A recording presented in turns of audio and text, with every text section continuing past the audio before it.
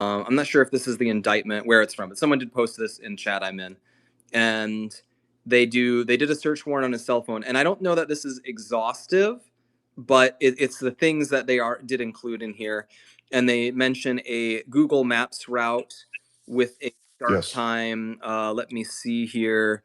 It appears to have started 23 minutes after the shooting and was from some like in Orem, and it looks like it went from the UVU campus to like a car wash. Quick quack car Yeah, wash. Yeah. Right. and then they arrived Which, at which, by the way, 12. Mel and many other people are trying to say that he was on foot at that time. That has never been said. And by the way, Mhm. he's also caught on camera in his vehicle at the quick quack car wash just a few minutes Yeah, later. But they go say ahead, Blake. investigators concluded a records check and found Tyler Robinson to be a co-owner of the vehicle that was seen at the Quick Quack car wash in the 2013 Dodge Challenger. And then they say, I also observed, the cop, a second Google Maps route that had been stored on his device. It has a start time of approximately 1:33 a.m. on September 11th. And it Oh, starts okay. in Orem, and it goes it looks like it goes back to the address. Yeah, it goes back to his place in St. George. So it looks like in they're reporting it's that he leaves Orem at 1:33 on September 11th and basically drives straight back to St. George, where he, according to Lance Twiggs, is the following day, confesses that it was him and he did the shooting in person. That's just what's in this document here. Okay, I couldn't make sense of it based on, it was like he was in Orem, drove to eat, drove back, and then drove back again. That it wasn't making sense to me. That does. Well, let's just clear Yeah. this up. There's nothing established about Tyler Robinson for sure being at that restaurant. It Oh, could have okay. happened, but right now that is anonymous reporting of unverifiable information, which seems to be the tradecraft of these people. Yeah. Okay. All right. I took that That's it was a legitimate there's sighting, there's but no hard evidence of this. There's no proof of this. But what I would say is, even if that evidence were forthcoming and proved it to be true, I don't really think it's an alibi or debunks anything, because we have the report that right. his plate was run at 12:30 a.m. on the 11th in Orem, and I think we said like Candace is claiming he paid at 9:47. You can get from Panguitch, or however you say that, to Orem in that time span. Like I think the Google Maps might estimate it takes a bit longer, but you know who I bet might speed? A guy who's trying to pick up his like rifle that he used in a murder. Mm-hmm. So Right. Well, thank you, Yeah, Blake and and Gary. more importantly, this has been brought up several times, and it's just common sense. If he was there and that is some sort of alibi, why wasn't that brought up at the preliminary hearing by the defense? Why were those But you people know not? what, though? But look at all the other things there was no cross-examination for. I mean, the thing that kills me about all of this is only preliminary hearing. He will definitely be bound over for trial. There is absolutely no way that's not going to Sure. happen. But the Yep. thing is, no, all these morons keep just completely just blowing over the fact that, do you not understand? There are terabytes of information we have yet to see. We're not even close to knowing everything. And this alone, in my opinion, that alone, right? What we've just seen is more than enough to convict somebody, and we have a fraction of it. We don't even know what they have. But I can't understand why somebody just can't make it stop. It's insanity. Well, the problem is at the very beginning of all this, within days, we were flooded with total nonsense, and the stuff that even the people on the conspiracy side of the house would agree that's nonsense. It was people were convinced within a day or two before more information came out that it was a palm gun, that there were tunnels underneath Charlie, that the shot came from below, and really within that first week before we started getting information or we had the charging documents, like the well was already poisoned. And then on top of that, when you do get the charging documents out, Candace intentionally omitted the information from the charging documents. She never went over the charging documents. As a matter of fact, a week prior to, Even actually, even the first episode, she confirmed. She said she has multiple sources that confirmed that it was indeed the parents that identified Tyler Robinson. And then she shows bullet points that she made or producers made. She never actually shows any portion of the charging documents and intentionally leaves out key information. Well, then, like over a week later, Candace comes back online and saying, that whole story that the media made up, that the parents confirmed that they identified Tyler Robinson. Well, that was all a lie. No, Candace, you were the media that confirmed that with your multiple sources. I have that clip. I could play it. Like that's what she said. And then she goes a week later, pretends she never said that, and nobody ever held her accountable for it, as always. But the point here is like there were so many people convinced by utter nonsense that this was this grand conspiracy, that the Israel was involved or whatever else is going on, that once they heard that, there was no going back for a lot of these people. Yeah, She's desperate. You're on vacation, but you're ridiculous. You're just constantly tweeting about this. Her problem is she's desperate. The whole thing is falling apart, and she knows it. It's disgusting.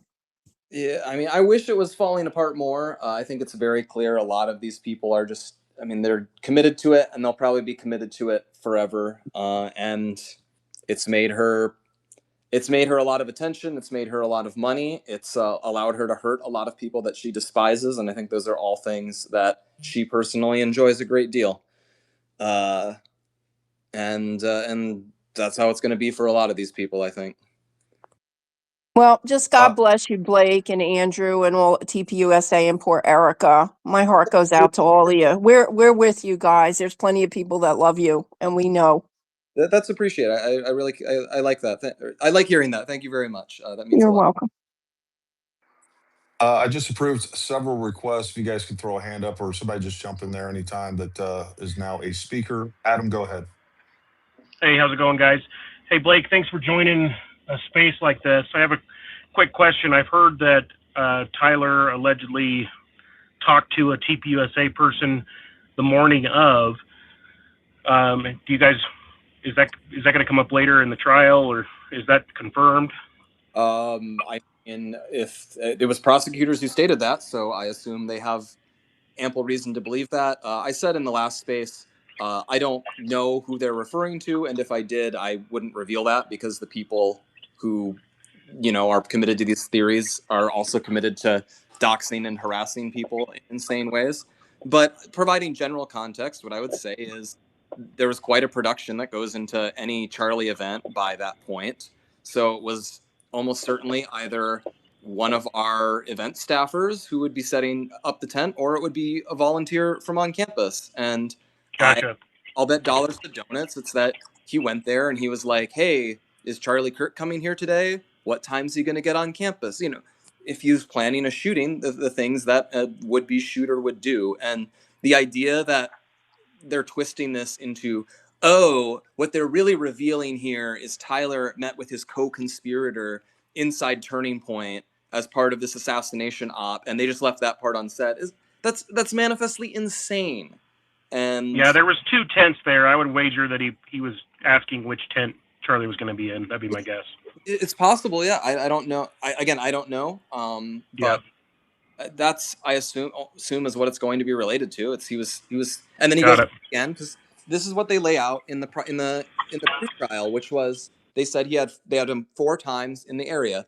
The first time he arrives and he goes and he speaks to the Turning Point person. They say, I'd assume that's confirming Charlie's coming, confirming the time and all of that. He goes back a second time and they describe him basically scoping out where the shooting is going to occur. He goes to that part of the building where he's going to climb over. I can't remember if they say he literally climbed on the roof or not, but they describe him going to that spot.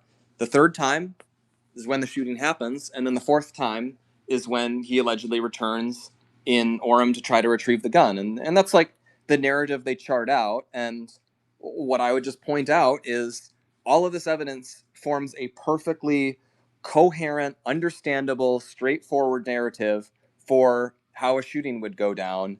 And I feel like it's very revealing that instead of being able to debunk that basic narrative, they seize on these completely unhinged things. So they're claiming it's body doubles of Tyler, except that also one of these body doubles met with this specific turning point person who we're now going to decide is one of the co-conspirators. It's always flailing at something because they can't undercut the core evidence that was presented, which is very strong. Yeah, and I mean Thanks exactly for what you're that. talking about. I mean, what Tyler was doing was classic pre-attack surveillance, and what you're trying to achieve with pre-attack surveillance is confirming that the vulnerability still exists and the target value still exists. So, I mean, it's literally textbook of what he was doing, if that's what he ended up doing down there. Let me see. I saw. Want to make sure. I believe it was Camille's. Camille, go ahead. Hey guys, thanks for letting me ask a question. Blake, to your point, you said that this is, standard practice for a shooting, that this is how things typically go. But what are your thoughts about them digging up the dirt where the shooting occurred? I think if you look at America today, I think it wouldn't really catch a person by surprise that America reacts very strongly to tragic and traumatic events and often desires to blot out the physical memory of them.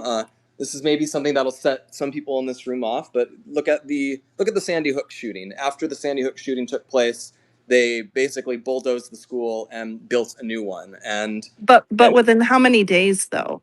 I don't know, but I imagine the reason they did that was because they're like, well, we don't want to reopen the school and have people be going in this classroom where a bunch of children were killed.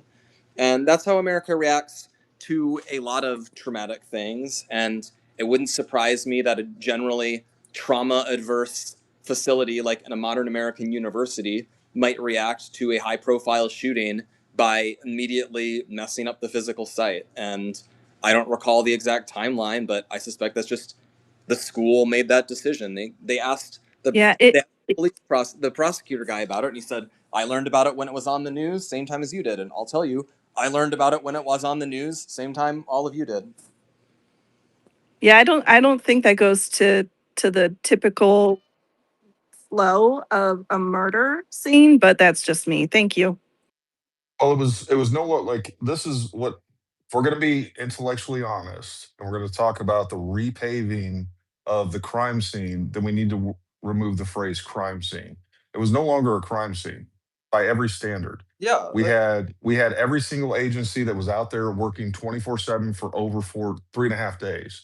So it wasn't the Charlie shooting took place on what, Tuesday, Wednesday. Um, I believe. so we had Thursday, Friday, Saturday at a minimum. And I talked to law enforcement there at UVU. They were working 24/7 on that entire campus, had it completely locked down. And their goal was to get it processed, do it right, not cut corners or anything like that, but have it reopened by that Monday. So, I mean, there's nothing, it would be weird if they had left blood and biologics there. And by the way, they're not even allowed to do that. And on top of that, it was absolutely reasonable that they would want to rehab the site.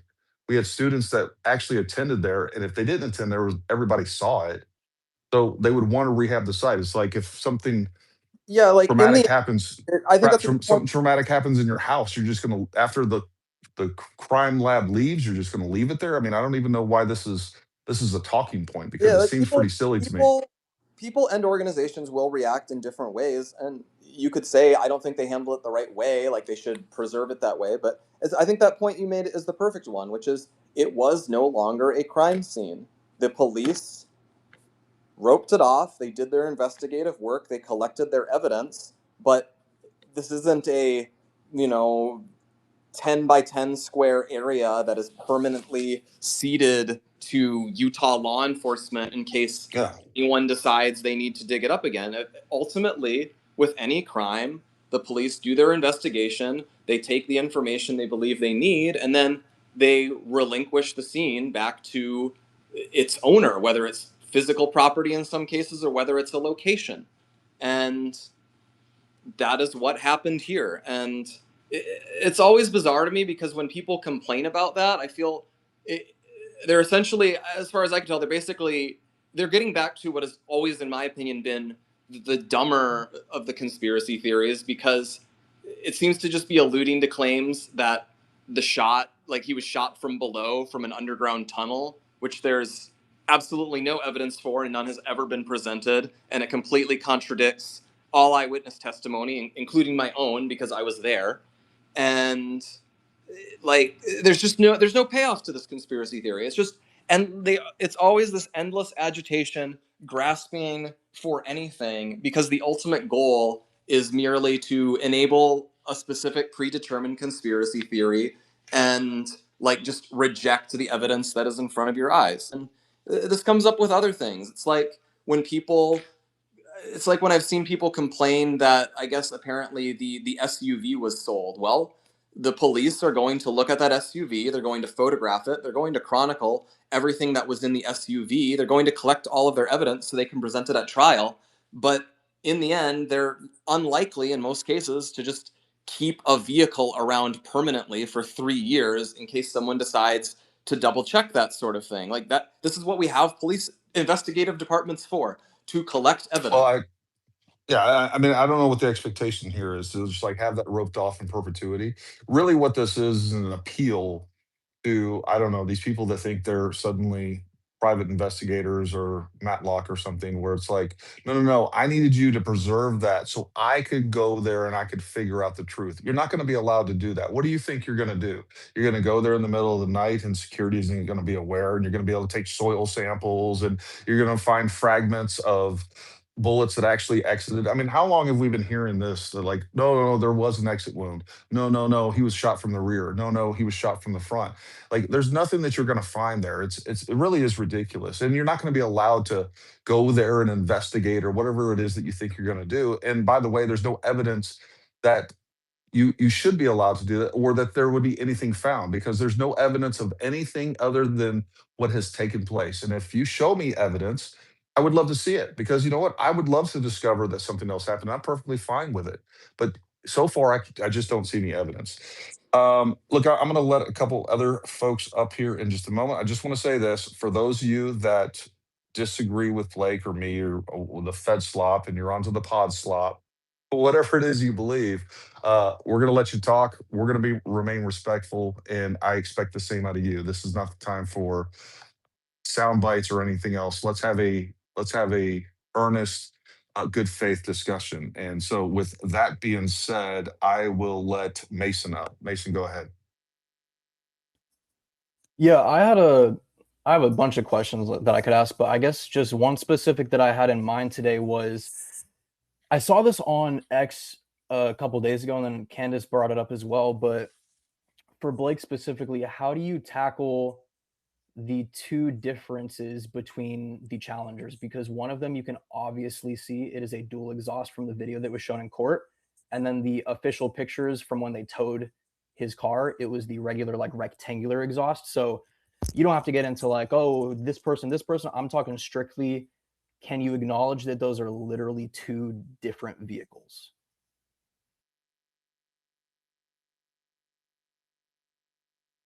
Here's what I'll tell you. I don't know, Blake, if you want to answer that, but what I can tell you is that Midgray did a video analysis of that.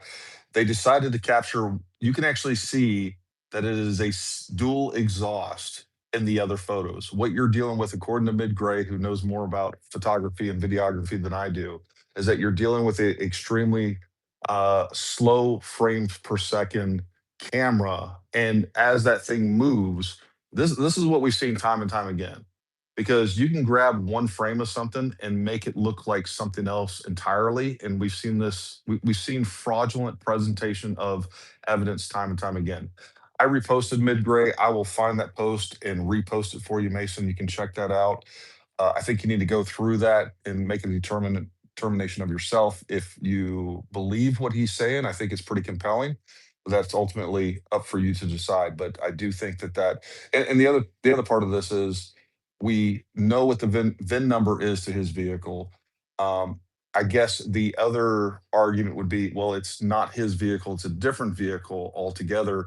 And I think there's plenty of evidence, if you look for it, that will refute that. Is that one frame, whereas you can see in other frames it doesn't look like that. Well, That makes sense. yeah, I will definitely look into like any other guys you have that are more knowledgeable about cars and stuff for sure. I'm just saying, if we're looking with our eyeballs, you can clearly, I know Mhm. it's not super clear footage on the video camera, but you can clearly see that it is a double circular cylinder exhaust. And then in the car that was towed away, it was a flatter rectangular exhaust. So you're coming to that conclusion based on the one still that's being presented as that fact. And what I'm saying is that in the exact same video, you can actually see in other frames, and this is exactly what Mid Gray is pointing out. You can see in other frames it doesn't look like that. And I'll try to post. I'm trying to find that right now. And because it moves further along, and he has a still from there, and it's clearly not that quad tip exhaust. Okay. That's what I'm Yeah. saying. Yeah. I mean, because I watched the video. It wasn't just like a screenshot from the video. Like I watched every minute of the court case and stuff. So, yeah. I mean, I don't think there's anything that would make somebody not believe that those were circular. But I had another quick question for Blake about his show today, but I don't know if he wanted to chime in. But if you're gonna post those pictures, that's cool too. Yeah, I'm definitely going to post those pictures. Go ahead and ask your question. It's up to I don't know if you and Blake are on talking terms or not. I don't know what's going on. Yeah, no, I've never talked to him before. He's responded. Him and Andrew have responded to a couple of my tweets and stuff. But I watched the episode with that Joshua Carr kid, and he was saying that he got a death threat or whatever. And look, I've gotten death threats. I think we can say that, especially as conservatives, a lot of us have gotten death threats in person and online. Like, I'm not discrediting that. I'm not saying that, oh, you're complaining about a death threat. I'm saying that he said he got that, and the only thing he said was that somebody called his phone, said he was a police officer, was asking where he was or whatever, and then hung up abruptly. So I didn't see any threat in that, but I guess his statement on the end of that was, this is what happens when Candace Owens and Baron Coleman and all the conspiracy theorists push this crap. So, Blake, I just wanted to ask, do you think that Candace Owens and Baron Coleman and other people like them are causing death, basically, are causing people to get death threats in the world of politics?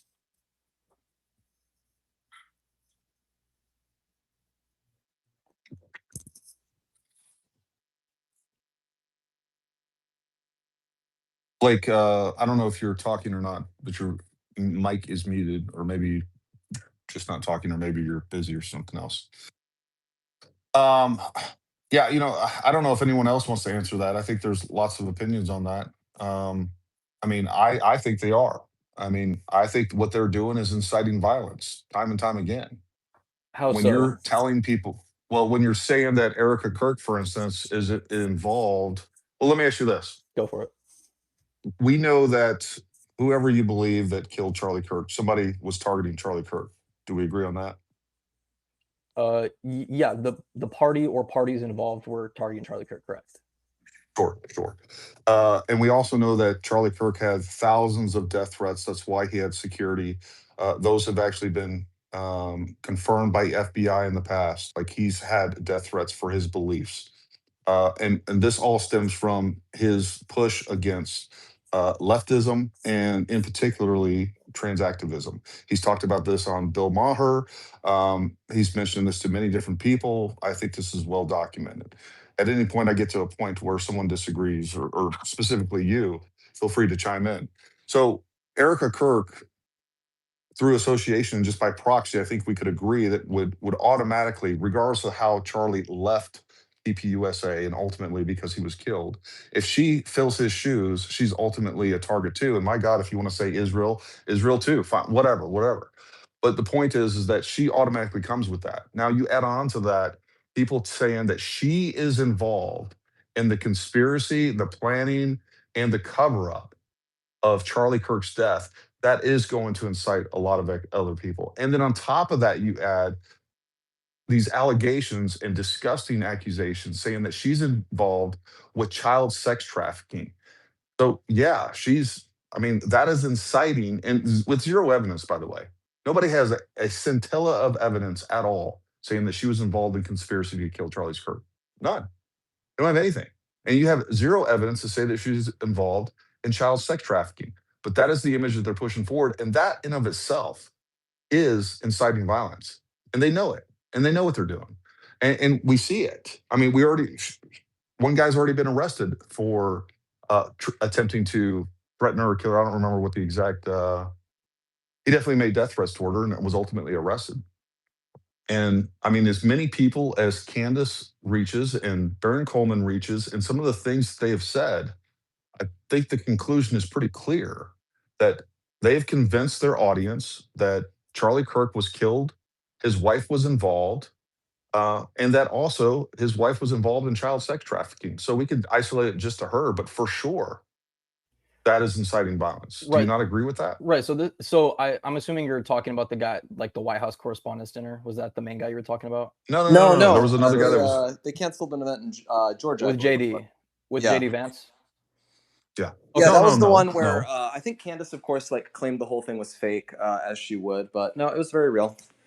Okay, so no, wait. There was a separate event where a guy was arrested. I think it was in Texas. I don't know. Somebody throw that up down the purple pill. Yeah, it was in San Antonio. I'm near Austin, so I heard about that too.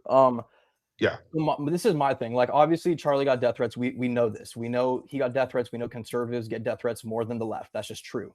My whole thing is, if you're going to pin stuff on Candace and Baron, how can you do that when none of these people that you've mentioned have had any connection to them or have made any statement saying, I did this because of this, or this was the manifesto, or this or this? How do we know they weren't leftist people that were trying to kill Erica, who's a conservative? That's why I think it's dangerous to put the blame of death or potential death on two people that, in my opinion, cared about Charlie, cared about his mission, and whether you agree with them or not, they're doing the most that they can to figure out the truth. Because I've said this since the beginning, guys. I've said it is far better to search for the truth than do nothing.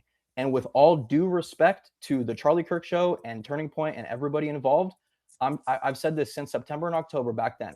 I said, has Blake Neff, Andrew Clavette, Mikey McCoy, Jack Posobiec, any of these people, Mikey McCoy, have any of these people sat at the table at the Charlie Kirk Show, looked up at the monitor at UVU footage and been like, okay, maybe this guy looks suspicious, or maybe this, or here's this evidence? No, I'm just real quick. I was so wait, hold on. You're mad at me because I haven't like schizophrenically accused random people of being in on the shooting because they're wearing I'm not saying accuse anything. I'm saying strictly when after all this happened, just do your own. No, like that's what you're saying. You're angry that we didn't like wildly speculate that specific people look suspicious on camera because that's like what you think we're supposed to do. But you're saying wildly. I'm saying, Blake, you guys did nothing. You guys were all about Mason. That's not. Hold on. There's.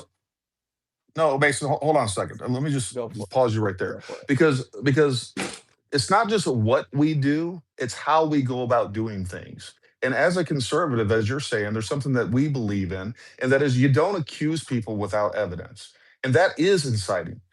That should be condemned. When you're sitting there alluding to, and this is the other thing that just I find disgusting. When we sit there and want to play word games and be like, well, she never actually said, well, she's done more than that. She's convinced her audience with a lot of different types of language, with a lot of different avenues of approach on that. And so has Baron. And if you want to sit there and say, well, I never said that she actually killed him. Okay, no, you have. You just said it in so many. And by the way, you can talk to any lawyer. That isn't going to fly in court. Insinuation and the way that they've gone about this is absolutely allegations by insinuation. But I'm saying, how can you connect these people? Hold on. What I'm saying is, why isn't that condemned by you? Why isn't it saying, like, you know what? Okay, if you want to do your own investigation, if you want to play Nancy Drew and you want to create this murder mystery, choose your own adventure, you get to participate in it and call my hot tip line, and you want to play that game, then why don't you do that behind the scenes professionally? Because how you go about doing it is just as important as what you're doing. And even if you're building a case and you think that's true, like the moment you start saying, hey, you know what, this person is guilty with zero evidence. We're 10 months into this and there's zero evidence of any claim. And by the way, not only is there zero evidence, she said the French Foreign Legion did it. She said people were shooting him from the tunnels. She said the shot came from behind. She said she's alluded to multiple things that are clearly completely wrong. I don't think you do. I don't think you do understand that, Mason. First of all, you're like also just like saying false things. Like, oh, you guys have never bothered to try to look for it. okay, well, we compiled a bunch of TikToks and various other things that looked suspicious to us before the shooting happened, and we sent them to the FBI to investigate. Why would we do that if we didn't care? All those texts that were ended up like coming out where Charlie's like complaining about his Jewish donors, as has already been established, those came out because Andrew sent them to the government because he thought, hey, leave no stone unturned. Like, it's just completely false to say that we've just stood up there and said, we're not asking any questions, we're not doing anything to try to further the like discovery of truth on this. It's just like a false thing to claim But that. I'm saying the guy that the guys that you're saying that have threatened Erica with death threats and stuff, all this stuff, all the threats, everything, how can you connect them to Candace or Barron or other people? Name one thing that connects them to that. They would say, oh, they did this because they listened to Candace Owens. Name one thing. Name one instance.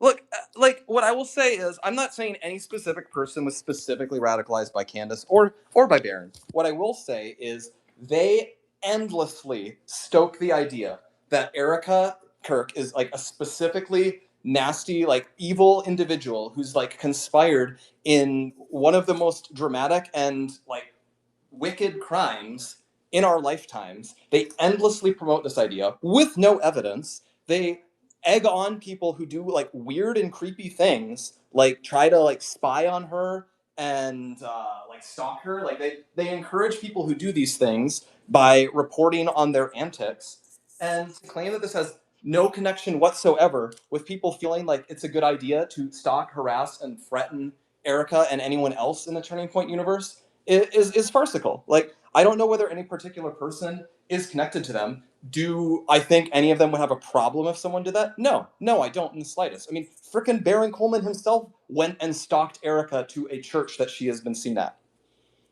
That Okay. frickin' Yeah, look, I don't like I said, I don't condone death threats or anything. I was just saying what's the specific connection, because Okay, even the well, if you Joshua don't guy con- that you guys had on was like he was talking about the death threats and then immediately went to conspiracy theorists because they're watching Candace and Barron. So I'm just like, I just want to make this like for the record, like I'm not some random online person. Like, I'm a college student. I was in a chapter.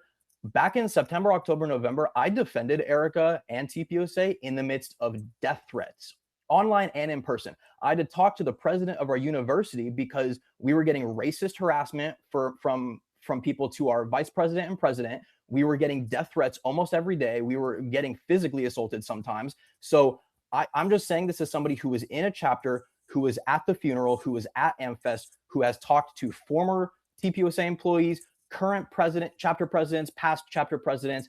I've interacted with you, Blake, and Andrew. I've talked to Candace. I've talked to Aubrey Leitch. I've talked to all these people. And at the end of the day, this is what I tell you came people. away from that thinking thinking that Candace is a good faith actor. Okay, I don't think she's an actor. I think she's trying to find something out. I'm just saying this is the point of everything. You came I'm away saying. from that thinking Candace is a good person. I think, like, yes, I think she was Charlie's. You came away from all those Blake, interactions, and you if they Candace is the one who's after the truth. Blake, you guys relentlessly have said that they were not friends. Why would Charlie say 48 hours before he died, I'm thinking about inviting her to AmFest? Why would he invite somebody to? I have literally explained why that. Would he, it's the biggest event of the year. Why would he do that? What? Why would he do that? Because he was literally joking. Like, literally, we've explained. Whereas the proof of that? Well, of course he was joking, because the context is he's complaining, he's kvetching in this chat that he's annoyed by some of the really pro-Israel donors and voices who are bothering him. Basically, he kept getting pressured to uninvite Tucker. He kept getting pressured to disavow Tucker. And so he's saying, oh, these guys keep aggravating me to uninvite Tucker. I'm thinking of inviting Candace. What he's literally saying is, it's really annoying what they're doing. And then he's joking, I'm thinking of doing the thing that would really maximally piss them off. But Blake, like, before, I don't think that's very difficult to understand. But before that text, he said, just lost another huge Jewish donor, $2 million a year because we won't cancel Tucker. Mason, why was Candace not at 2024 AmFest? At 2024. Why was Candace not at Charlie's funeral? Well, yeah, she didn't go to the funeral because she wasn't at 2024. She wasn't at AmFest 2024, and she wasn't invited.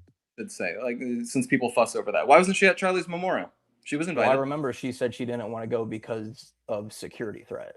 She didn't want to travel. Okay, well, and I'm not going to blame her for that. Other people braved the security threat to honor Charlie, and she didn't think that was important, I guess. No, I mean, that's a personal decision. Like, I would have liked to see her there. I would like to see her speak there. I think we all would have, but... Can I jump in real quick, actually, about that? Who's this?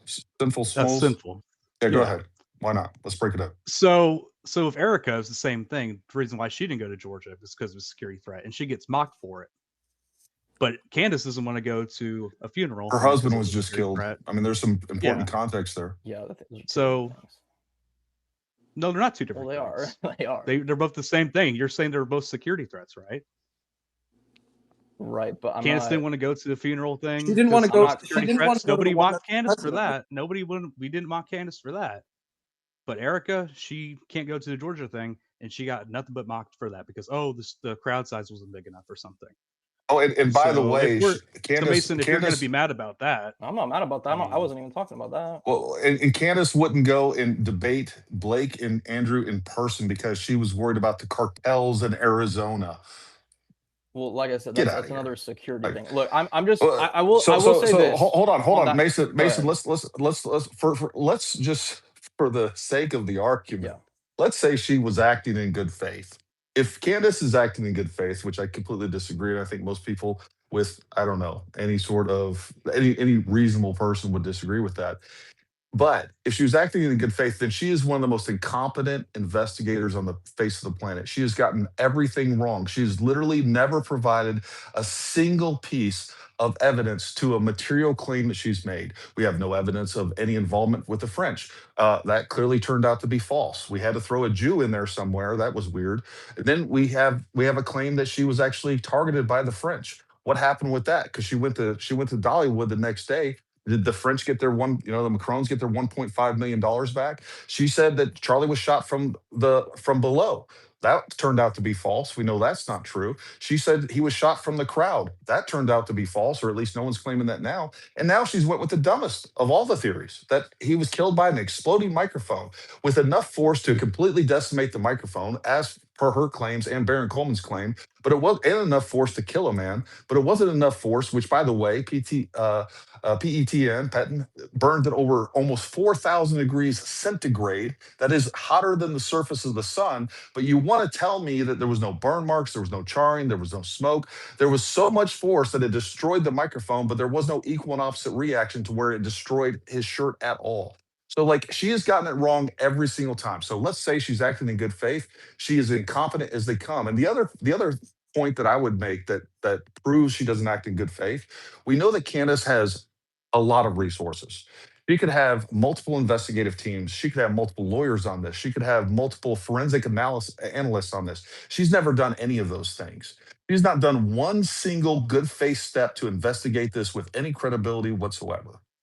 And I'll leave it there. So this has been my whole thing, because I tell people this all the time. I'm a Christian.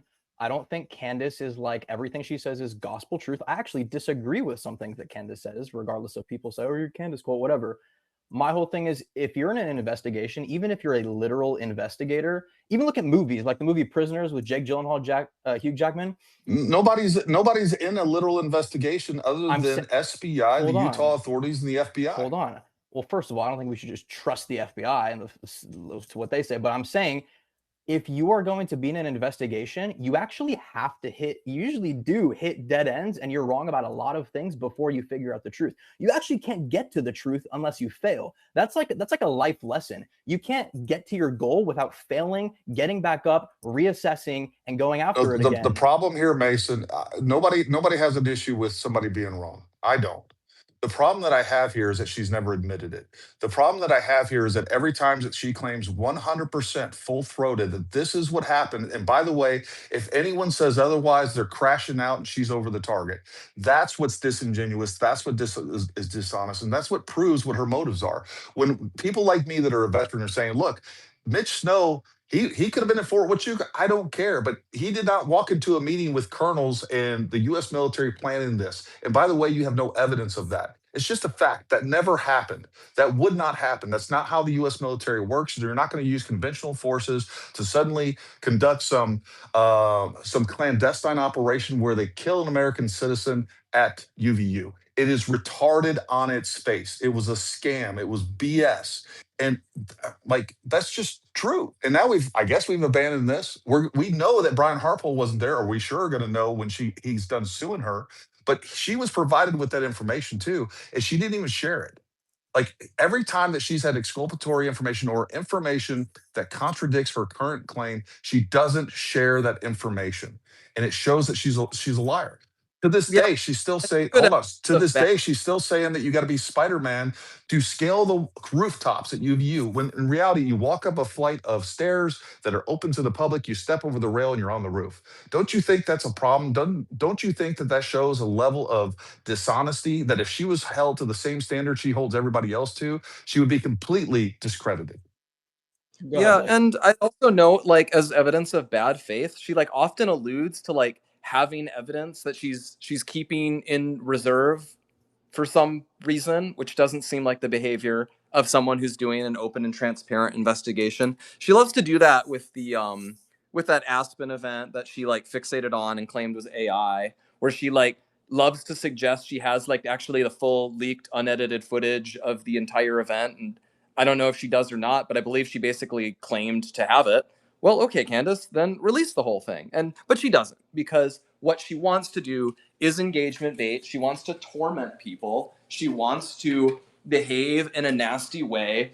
She wants to wait for people to say something that she decides to like seize upon and claim as a lie, when most of the time there's no evidence that that's actually the case, and like twist them around as she does for example with the Aspen thing, where she loves to just go, oh, it's AI, it's like proven it's AI, and it's of course not. Like I Well, freaking I seen guess it, and like, Well, another great Also, example of that. Hold on. Another great oh, example sorry. of that is she's saying that this is a crowdsourced investigation, that everybody needs the information. And then she goes, and I call it a content farming through extortion. She accuses people and expects them to prove their innocence. And then constantly is like, why aren't you giving me this evidence? Why aren't you giving me this evidence? She had the video footage from behind Charlie since September. She just released it recently, but yet she can hold on to evidence. But if anyone else does, for whatever reason, they are to be she suspected re- of something. she released that months ago. She was on FaceTime with, I don't know if it was Terrell or whoever it was, but she released that like months and months and months ago. She was the reason we got the behind the camera footage.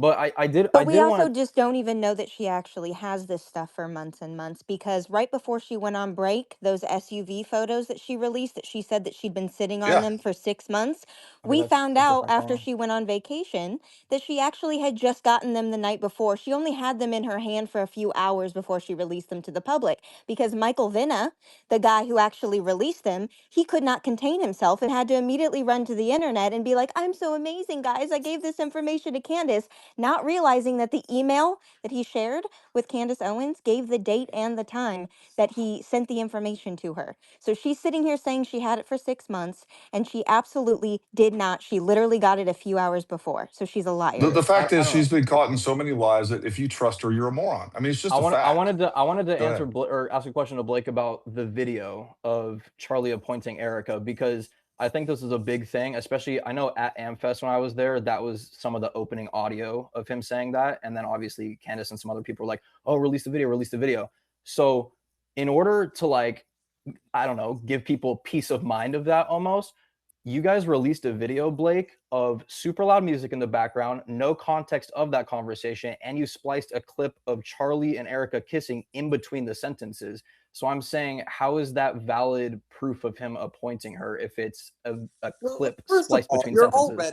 you're already like playing into like the I'm frame not that though. these people like to do. They're like, "Where's the evidence of Charlie appointing Erica CEO?" Like, this is like a whole transfer of power. No, like literally what happened, and this is like what you can see in the clip as presented, and it's also as described in reporting about it in the Daily Mail and so on. Is at this event, someone asked Charlie, like, "What would you do if something happens to you?" And like Charlie is alive at the time. That's kind of a weird question to ask. And he Right. basically is like, okay, like Erica would do a great, if something happens to me, Erica would do a great job. And he says that and he moves on. And what I will add, and what we've always said, is like, you guys fixate on this video, Candace fixates on this video because her goal is just to hurt people and cause discord and so on. But what we've always said is our decision, I shouldn't say our, because I actually wasn't making the decision. The decision to pick Erica was not something where they went and like, okay, dig into the archives, find the most recent video, what did Charlie say? No, it was always understood that if something happened to Charlie, by far the most likely person to succeed him was Erica, because she was his wife, his closest confidant, the person who understood him best. And like, it wasn't like it was just automatically willed to her. In fact, the board, people that Charlie chose, picked Erica for that position. That is ultimately the reason that she was picked, because the board of Turning Point USA, which was a group of Charlie's closest friends going back years, chose her for that job. Now, as it happens, Charlie had been recently asked that, and he said when he had to name someone, he named Erica and said she would do a great job. And we played that audio because that's a touching tribute from Charlie to his wife, who is carrying on his mission. And Candace and Co. decided to fixate on this, claim that it was fake, endlessly demand that we dance to every single request they give us. Anytime they want us to release something, we're supposed to do it. And of course, they rationally said, no, we're not going to do that. We don't exist to get bossed around by Candace. We're not going to like release every random secret or every random private video that she demands we turn out. So the reason that they played it in the intro at the women's leadership event is because we're willing to show this, but we're going to do it on our terms. We're not going to do it on Candace's terms every time she orders us to do something like she's our boss, which she's not. And that's the story of that. And then, as I predicted 5 months ago, they of course claim, oh, it's all AI, it's all fake. They'll claim that for everything. I mean, Buckley Carlson is on X claiming all of the videos of Tyler at UVU are probably AI too. Like, they're going to claim everything as AI because that's their go-to for everything. Like I said, Blake, I don't stand by everything that Candace says, and I don't stand by everything that everybody says. Like, when I heard the video that you guys posted, I didn't even see Candace's reaction to that. I was just like, okay, like I do videography, right? To me, I was like, okay, that sounded like two separate sentences spliced together. But my whole thing was, I've heard you and Andrew say, oh, this has been the plan since the beginning for her to take over. So I don't see how Charlie, who and Mason, Candace confirmed that months ago too. She said, hey, look, I talked to somebody when this wasn't even a thing. She said, I talked to somebody that was at the event that had confirmed this. I trust this person. And then she, just like she's done in multiple other things, she's confirmed something. And then she turns around because it's useful and it's profitable and it's popular to do. She goes after, and here's what I always hear from your side of this. We hear about these things that are subjectively found suspicious by you. There's these things where you guys take that are completely open to interpretation, and you decide to interpret it one specific way. It always goes one way, no matter what the more likely scenario is, and that is your proof. But what you can't ever provide is evidence of any wrongdoing by anyone other than Tyler Robinson.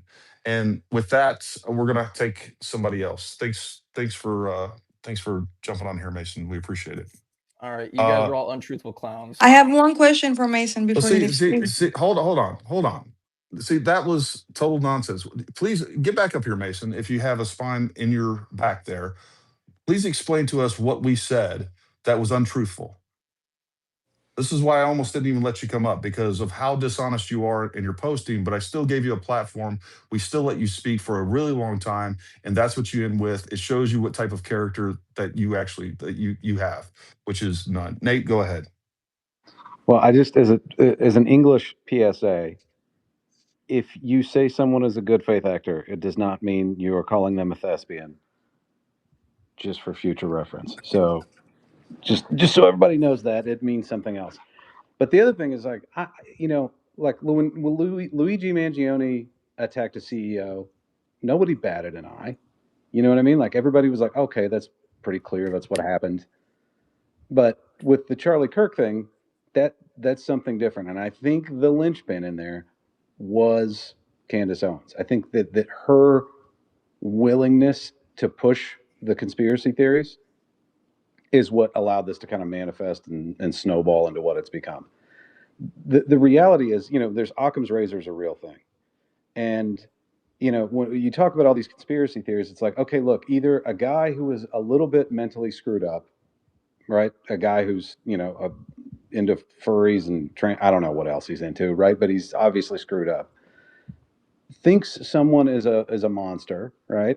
Thinks Charlie's a monster, probably because of online shit where people call him a Nazi and, and a racist and all this other stuff, which is how you can radicalize people online without even thinking. You're not going to radicalize the sane people. You're going to radicalize insane people, and then they'll do insane things. But if you call someone a Nazi, that's the same thing as calling them a monster. And if you can convince an insane person to believe that, they will act on that. It's not that hard to believe. It happens a lot. So it's either that, which is pretty simple. That's pretty simple, easy to understand, or the most powerful intelligence, agencies on the planet all got together, conspired to kill Charlie Kirk, and then screwed up the simplest shit like the exhaust on a car, or the caliber of the gun, or facing the scope the right way or the wrong way.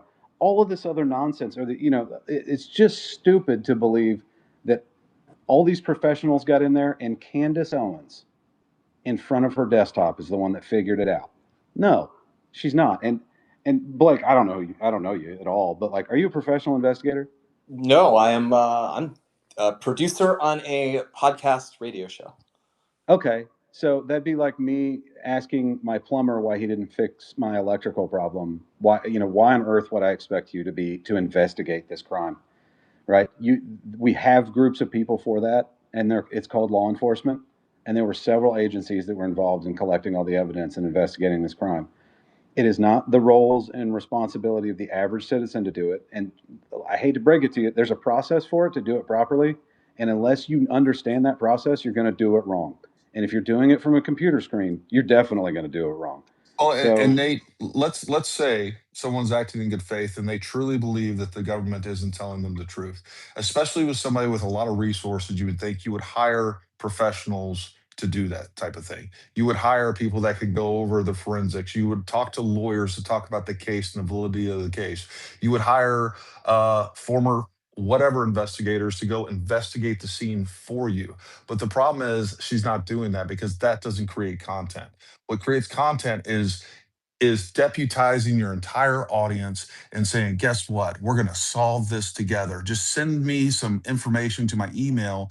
And then every single important breaking element of this is provided. It's anonymous sources providing unverifiable information so conveniently every single time. Well, since Mason can so frivolously have, conspiracy theories, here's mine.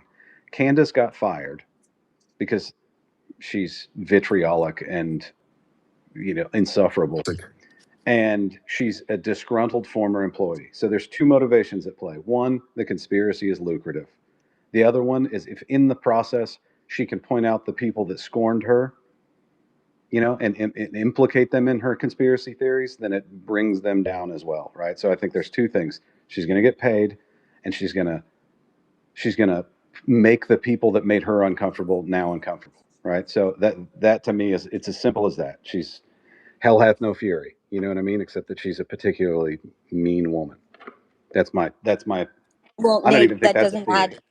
Nate, that doesn't answer the theory of why did she say that Charlie Kirk was converting to Catholicism and had a Catholic funeral, and none of that was absolutely true at all. I mean, there's some things that don't fit in to just I don't. the propaganda. She's nuts. It's just I don't know why insane. she says the I things have she says. She's talked nuts. about this, like the Catholicism rumor. Like the context of this is ridiculous. Like I am Catholic.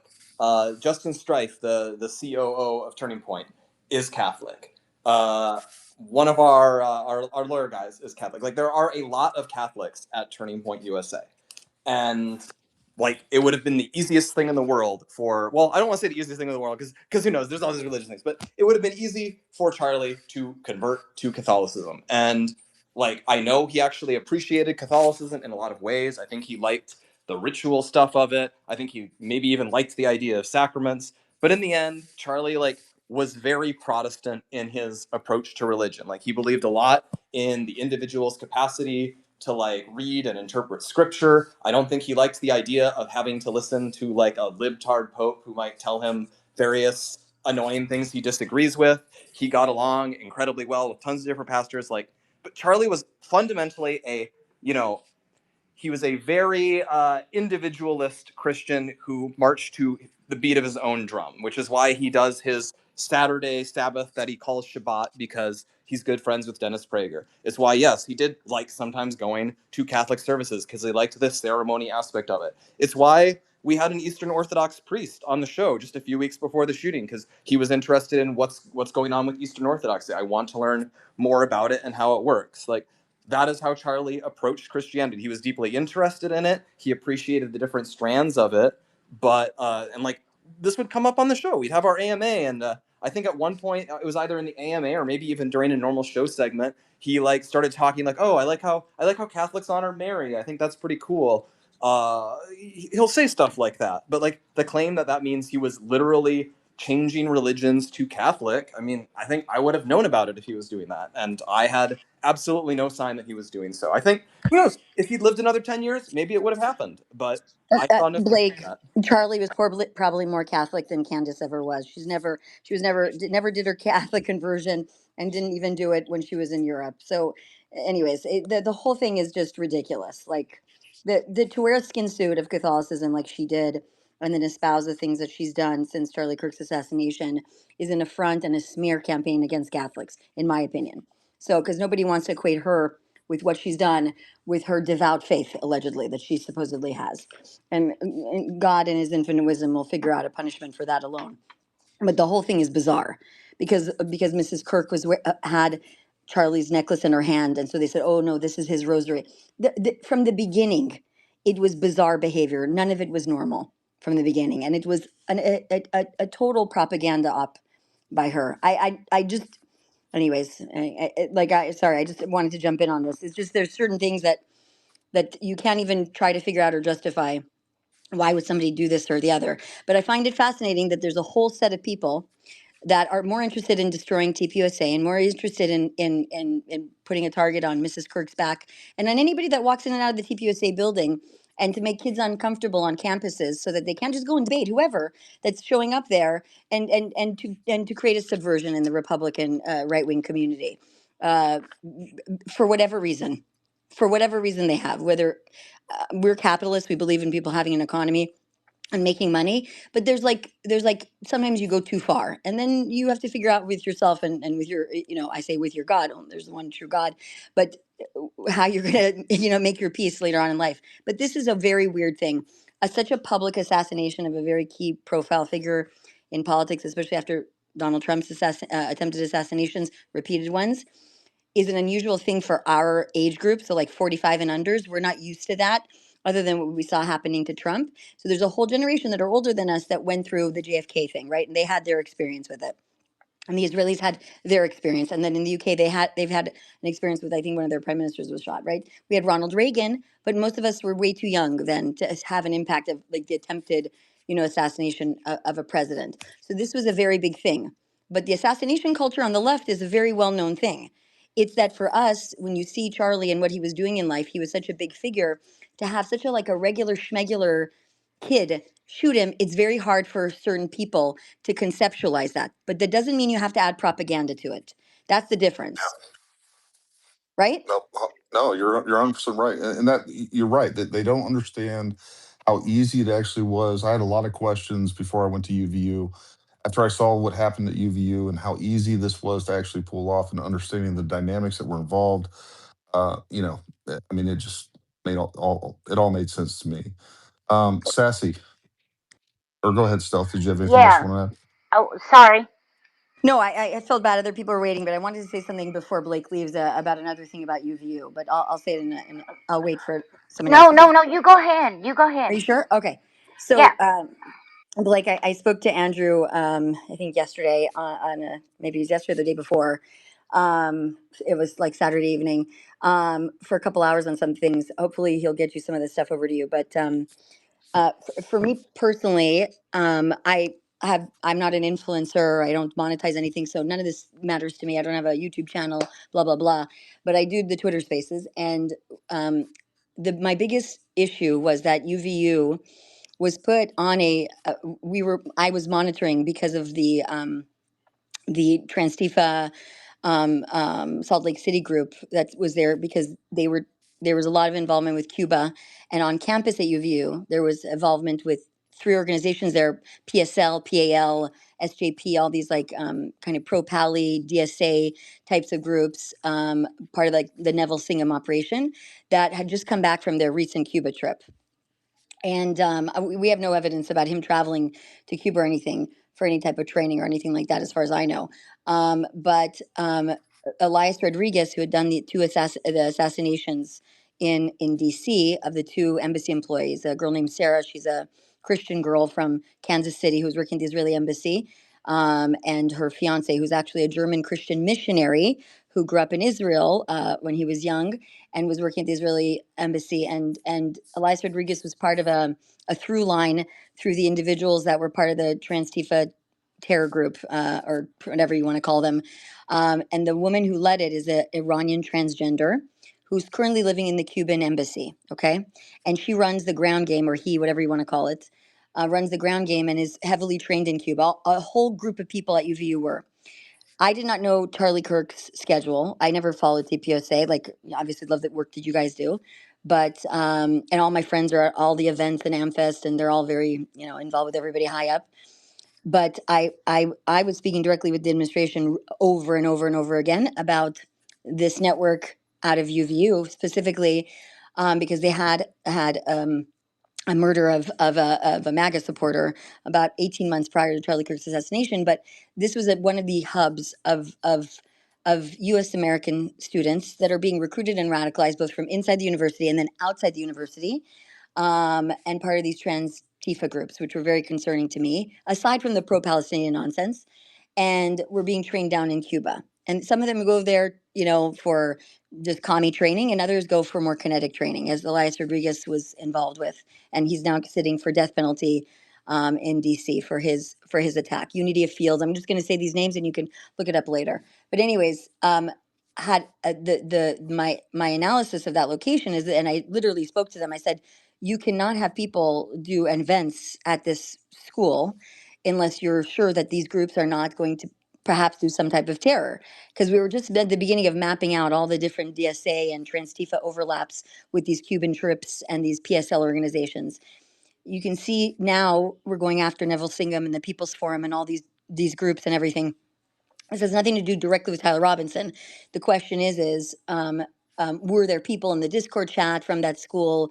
Was there, the FBI should have had a firm reporting on the fact that these groups were both on campus and out of campus as a threat risk, just a basic threat risk. And this might have been in the, kind of like the security packet that was given over. But this is something that needs to be under consideration because like had I known that he was having that as his first trip, I would have been like very aggressive on making sure that like his event was be inside versus outside. Although I'm sure like he's been repeatedly told, hey, it's maybe safer to do something inside. He's like, no, I'm going to do this outside. It's very similar to Trump. I was also very ahead of the whole Trump rally thing before his the third attempt of his assassination. But I had spoken to Sebastian Gorka about this. I did it in a Twitter space where we spoke about it privately and publicly, and I was like, Secret Service is not doing sufficient stuff for the president. They're going to get him, and I was very adamant about this. And I was really annoying to the administration, including to Gorka and everybody, Dan Punji, everybody. I was sending them everything I could, Harmeet Dillon, about these groups after the embassy assassination in DC, and by the way, other people get hurt. It's not just right wingers. Lefties also can get shot and killed in the process of, God forbid, a terrorist attack. So this illusion that somehow like we're just trying to protect normalcy in America. We do not need an assassination culture here. There's no reason why people have to have a conversation and then have to shoot each other. You can just like not talk to each other. It's like okay.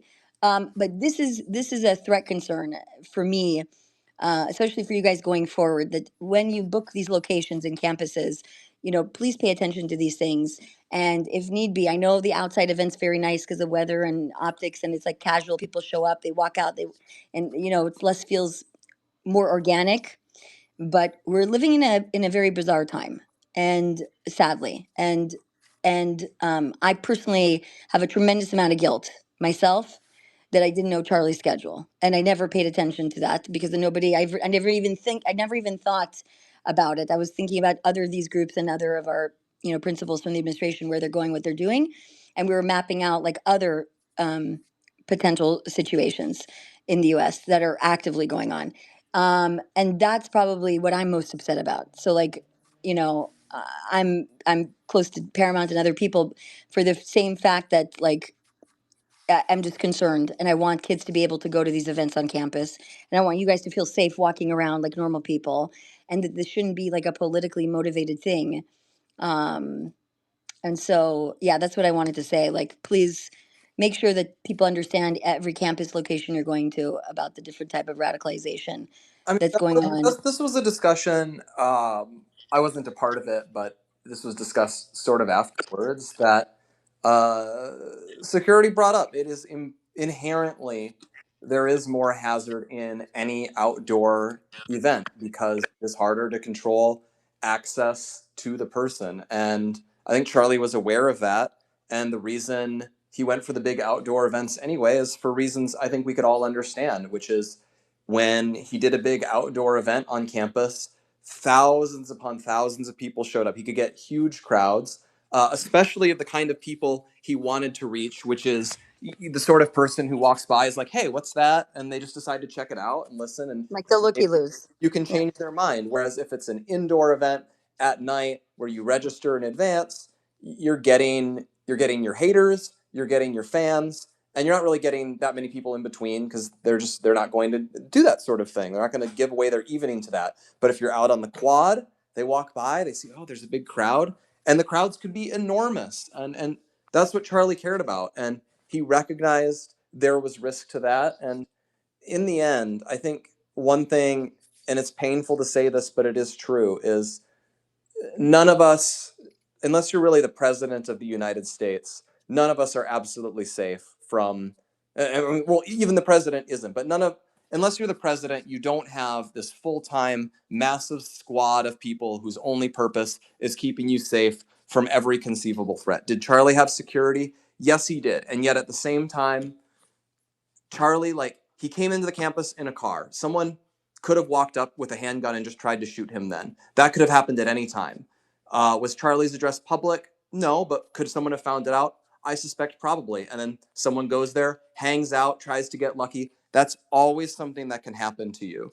You can mitigate risk, you can tolerate more risk, but in the end, our safety is in the hands of God.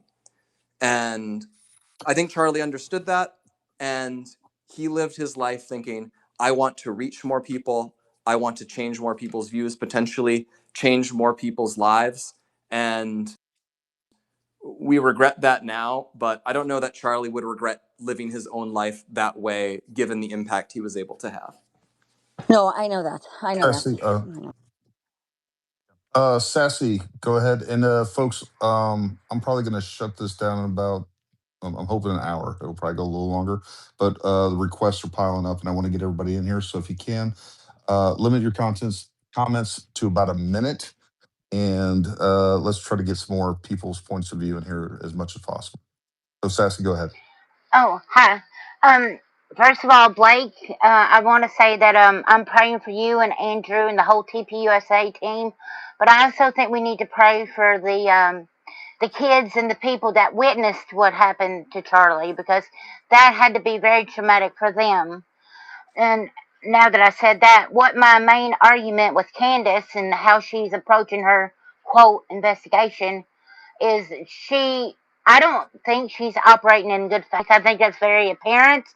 And I think she is full of vitriol and hatred. And like, I think Nate, was that his name? He said that she Yes, comes Nate off Johnson. like a disgruntled employee. I mean, there's a common denominator of Daily Wire, TPUSA, PragerU, and every place she's worked. There's not a friendly relationship. She's the common denominator. But my main, I'm sorry if I'm rambling, my main argument with her is how she mocks other Christians for quoting scripture. Like Allie Beth Stuckey and Dana, I don't know how to, Loesch, is that her name? Lash. Lash. Yeah, Yeah. Lash. I And I usually think, think Lash is how people say it. okay. Yeah. And I think if these people that follow her were truly honest with themselves, they would see that it's not in the pursuit of truth, it's in pursuit of her bank account. And that's all I have to say. I mean, I think what that gets at, which is very true, is if you just follow Candace's behavior over the past 10 months, just generally, it is that it almost always has this tone of extremely bitter mockery, sarcasm, Yeah. cruelty, like where it would just not be justified. So even when it's very early on, when she's like finding a new person to pick on with one of her conspiracy theories, so if she's bullying our camera guy or a different tech crew member or a security team, like it very quickly gets extremely like just like nasty towards that person, like ridiculing them if they try to Exactly. and like you can, if you think there's something there, you can be a serious person. You can lay out, I have the following questions. I would like these things to be answered, and be earnestly serious about it. And Candace is almost never genuinely serious about anything. This shines through in her tone. She's always got that smirk on her face. She always like she loves to try to she loves to she loves to talk that way. She does all these things. Oh my One God, I that I thought that always was love to point Candace out for because right here in the It was chat for a it moment. was like she was in the room. yeah, That's scary. yeah. And Whew. I think the one that stands out to me, I've brought it up a few times now, but it stands out to me is when she aggressively ridiculed Charlie's Shabbat ritual. Like when Erica was talking about it, he'd get home, like he'd put the phone away, and like then he was in Shabbat mode. He spent the next 24 hours with his family, and she really bullied this idea. I think that's where that like daddy's home thing came from. She loved to say Shabbat Shalom, like in this super mocking tone. She suggested that Charlie's book about it was like fabricated entirely after the fact. She was running all these things with it, and like what that, first of all of that like didn't even have anything to do with the murder. So she's being cruel about something that just relates to Charlie's life. She made fun of it as if it was ridiculous, when in fact, like, it was trivial. It was trivial to be like, actually, Charlie said Shabbat Shalom at the end of his show every Friday, which you might know, Candace, if you had literally ever watched a Friday show of his in the past 3 years. And so it was like so perfectly revealing the smug arrogance, the derision and nastiness towards an actual very important part of Charlie's life. And that's something I like to point to when people try to claim, like, actually Candace loved Charlie and she cares about him and is trying to just find the truth about him. She goes and she aggressively ridicules one of the things that Charlie touted the most and cared most about in the final years of his life. And I think that is completely incompatible with her being someone who actually cared about Charlie in any capacity. And I just think this shines through all of her behavior over the past 10 months. Agreed. Jeanette, I'm gonna let Jeanette go, and then Sinful Smalls, you're up next. Thank you. Hi, Gary. Hi, Blake. So, for people who think she's a good fate actor, like Mason, I was gonna just say if she was a good fate actor, when she finds out that people she accused of wrongdoing are innocent, like Mike McCoy, um, a lot of other people, or that like all this information she shares about these people get her nowhere with her investigation, she should publicly, and any good faith actor investigator would publicly either apologize or acknowledge that she made a mistake. But she never does it. She never does it. And how can you call her a good faith actor? I don't understand. That's a great point, and it's one I like to emphasize myself, that when you're recklessly throwing out people as suspects, often by specific names, and then when it goes nowhere, like, pause to reflect at any point. Like, if I'm going to make this allegation, like, I can't see any evidence she's ever paused to think, if I make this claim, how does this person feel if they're in fact completely innocent and this claim is false? I've never seen any sign that she cares about that factor, that it's caused her to reconsider her actions after the fact, that it's made her regret something she does. I've certainly never seen any sign that she's offered an earnest apology to anyone about that. And I think that's a very strong sign of someone who only cares about themselves and only cares about, as we said, the attention, the money, the chance to hurt people that she personally has some gripe with, and that's a huge number of people. And as you said, like, Mikey's a good example, but again, random people on our tech team. That's why I bring up, I would never, even if I knew, I would never share whoever Tyler spoke with, because I know it's going to be some random staffer or some random volunteer, and they're going to try to find this person and bother them. And I can say, I got doxxed by CNN in 2020. You can Google it if you care about that. Plenty of people already have. And that sucked. That absolutely made my life hell for a week, and it made me in a very bad state for 6 months. But the result of that is I'm pretty tough now.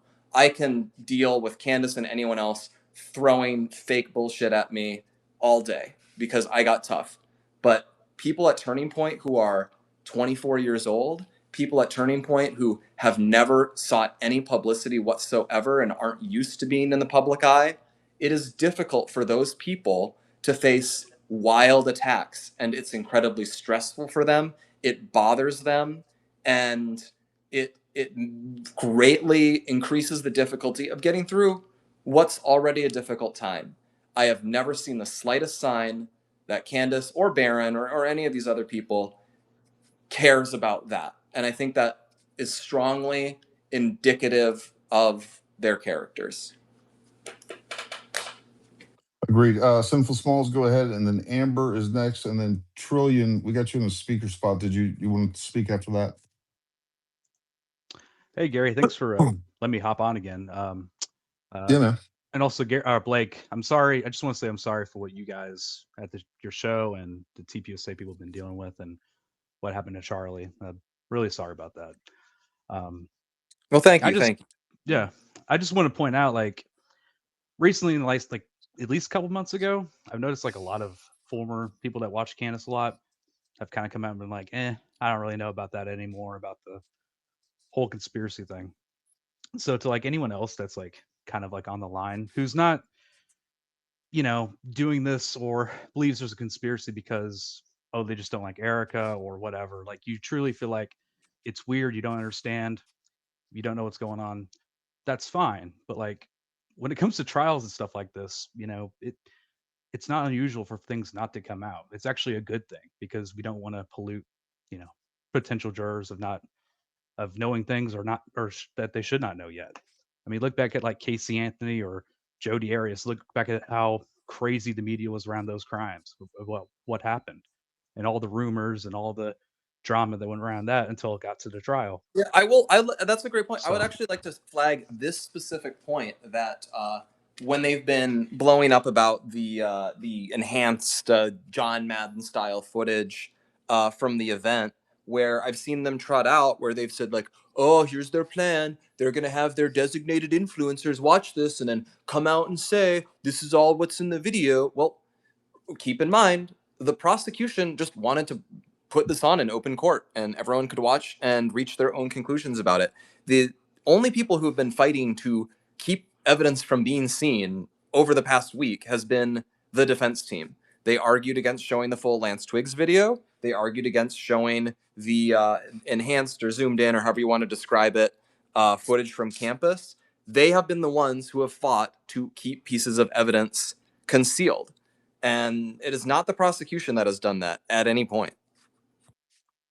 Yeah, exactly. And like, anyways, my point was or I was trying, the rest of it was, just think about who you're watching too. Okay, I'm not trying to tell people who to watch, who not to watch, but I guess I am. But think about and because I didn't want this to be like a both sides thing, like, oh, this side against this side. I think from the beginning I felt like, yeah, this is weird that he was assassinated, and who could it have been? I mean, we're nearly at war with Iran at the time. I think this was after, the strikes on the nuclear sites, and we're in a proxy war with Russia. Yeah, that could have been something from the beginning. I was like, oh God, did they do it? But sometimes the truth is a lot more simpler and not as complex. I mean, we're talking about, oh, the state prosecution's in it now, the defense is in on it now, the the governor of Utah or something, like dozens of lookalikes apparently. Yeah, it's the fix or the conspiracy is more complicated than the actual official narrative. Like, unfortunately, yeah, this isn't Mission Impossible. This isn't some 007 movie. So I just tell people, like, think about who you're watching. Are they being overly dramatic, being cute, playing around, like, oh, tune in next time, or just and mocking people that they say are suspects. Oh, they're just suspects. Oh, I just think they may be involved, but they're mocking them. I mean, just think about it Ever like present this. evidence? Yeah, just think about this. Yeah. If it turns out Erica was involved, which is going to be the case, she was involved. She didn't do anything. How bad are you? How bad should you people feel? At least the ones that are really pushing all this are going to feel for mocking her.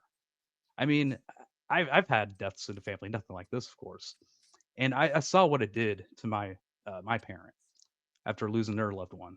And there was one day where everything was just fine, and then the next day it was, you know, problems, like let's just say with like drinking, or something like that. And then at family events, oh, everything's just fine, and at home it's just a disaster. It's not great.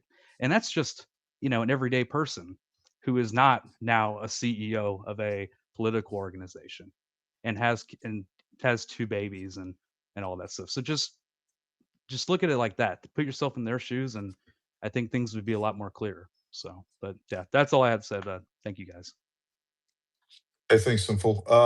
Amber, go ahead, and we'll see who's next. Okay. Hi, can you guys hear me? Yep. Yep. Okay, hi. Yeah, I guess I just start off by saying, Blake, my condolences to you guys as well. Charlie, I mean, I know he touched like so many lives that you guys probably don't even know about. I wanted to take my daughter to see him that last event that he did in, was it June or July in Tampa? And we didn't get to make it. So that was pretty upsetting. But my condolences on that. And it's just been really shameful to see everything that's happened over the last, 9 or 10 months. And, I used to be, I'm a Candace convert. I was listening to her. I didn't know go way back with her or anything like that. I started listening to her when I was deployed to Germany, and like she was covering the Bridget Macron stuff. And I'm like, okay, this is kind of interesting because I was over there by France. But and then I think then when Charlie was assassinated, it just sent like shock waves everywhere. And I think that everybody was super vulnerable at that time. And I mean, I believed her that she was a good friend with Charlie. I didn't know her background with him. I didn't know, um, you know, I didn't know anything about their relationship like back into 2017, 2018 or anything. And then I think, I felt like, okay, maybe, we're gonna try to dig in and see what's going on here. But then I think there was like a noticeable turn when my spirit did not feel good anymore. It was like it turned into this mean girl thing. And it was just like emotional manipulation is how I felt that she was manipulating people that were vulnerable. And then I started to say, okay, I need to use my critical thinking. And so then I was like, okay, I'm going to start, pull myself out of the emotion and start doing some fact checking when she mentions things. And then you catch her in these, manipulative tactics that she does on purpose. And one example that comes to mind is that video of Tyler Robinson when he's gets pulled over by the cop and he says vehicle, like I parked my vehicle over there or something. She specifically got on her show and said, who uses the word vehicle? They don't use the word vehicle. And then she played that video, but she clipped out that one part on purpose. And I think he called it a car. But she manipulated that video on purpose to fit a narrative that she wanted to tell.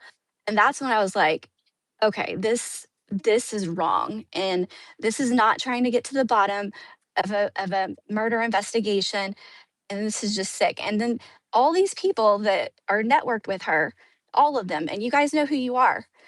It's shameful that you are deceiving people and that you're intentionally lying and or obfuscating, and you're covering up things and to fit your narrative. And it is shameful that you're profiting off of a man that has been murdered and you're attacking his wife. You should be ashamed of yourself.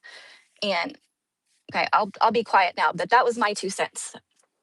No, thank you. Thanks, Amber. I That think, gives me yeah, go ahead. hope that for you to describe that we're into her show, and moved away from that. That gives me hope, because I hope that others who are currently enmeshed in that, we can hopefully move them in the same direction, because it is as you say it.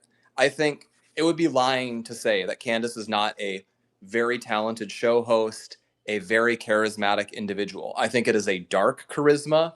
I feel I can pretty quickly see what's going on, but I can understand other people may not see it as quickly. She's good at her job. That's why she gets the amount of viewers that she does.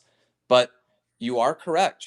Once you look for these things, you see them. The darkly, like the manipulative things, the dishonest things, the mean girls type things. And I like to emphasize those because I think even if it's getting away from the specific conspiracy stuff, I think it gets at the important reality of the type of person she is and what she's trying to do. It's like how early on in the first couple months, before she was even really aggressively going after Erica as hard as she later did, she was putting out those tweets and videos or whatever, like talking about dates Charlie supposedly went on in 2018, 2019, where like the only purpose of this is to be like, hey, Erica, I know about other girls that he might have gone on dates with. And she's like dangling this over her head, like, oh, maybe I'll have more. Maybe I'll talk about Charlie kissing a girl. Ooh, what if I drop that? Like, the only purpose of this is to hurt Erica.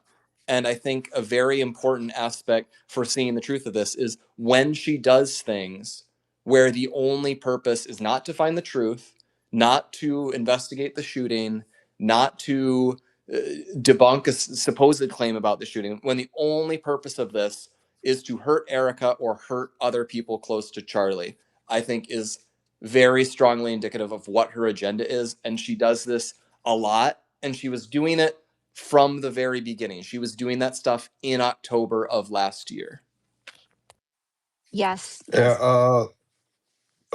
Yep. Hey, again, folks, try to keep comments down to about a minute or so. We have over 24 requests. I do want to try to get everybody in here. I'm not going to hold this face all night. I got to get to bed at some point here. So again, try to keep it as pithy and as succinct as possible. With that being said, Trillion, you're up, and CJ, you'll be up next.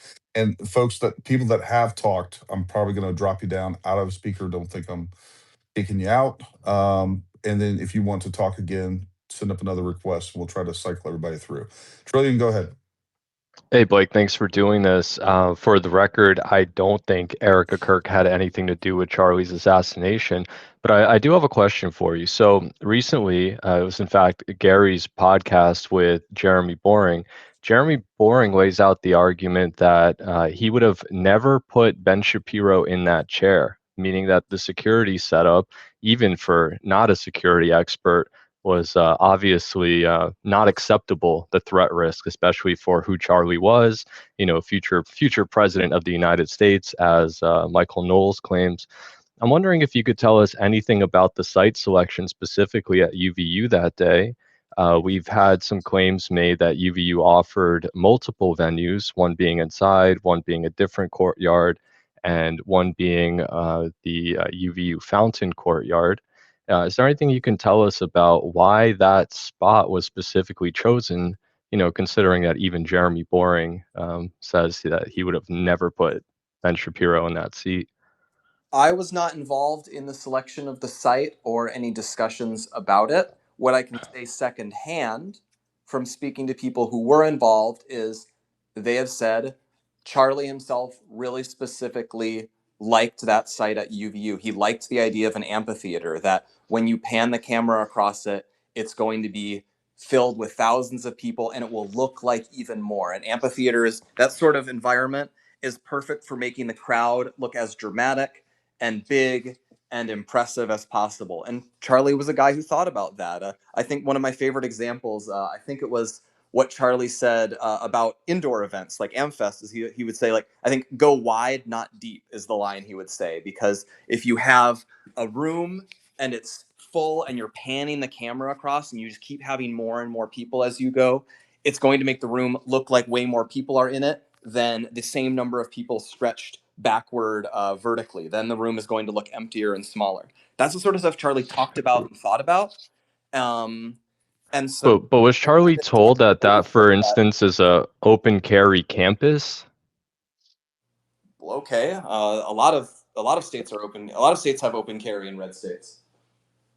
It's just that it seems like optics, things that are good for the camera, overrode like the actual security threat. And what we're told is that the UVU campus actually specifically told their team that this area would be almost impossible to secure.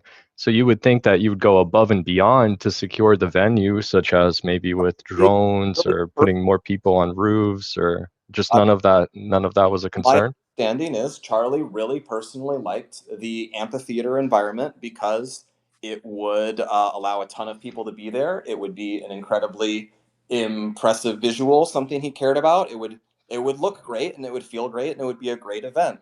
And he thought about things like that. That's why he liked doing more big outdoor events. He evolved in that direction over time because it allowed more people to be at them. And like I said, I wasn't in the meeting. I wouldn't be surprised if someone said there will be more security risks with this, and he said, "I'll take that because I want to reach the most people and put on the biggest and best events."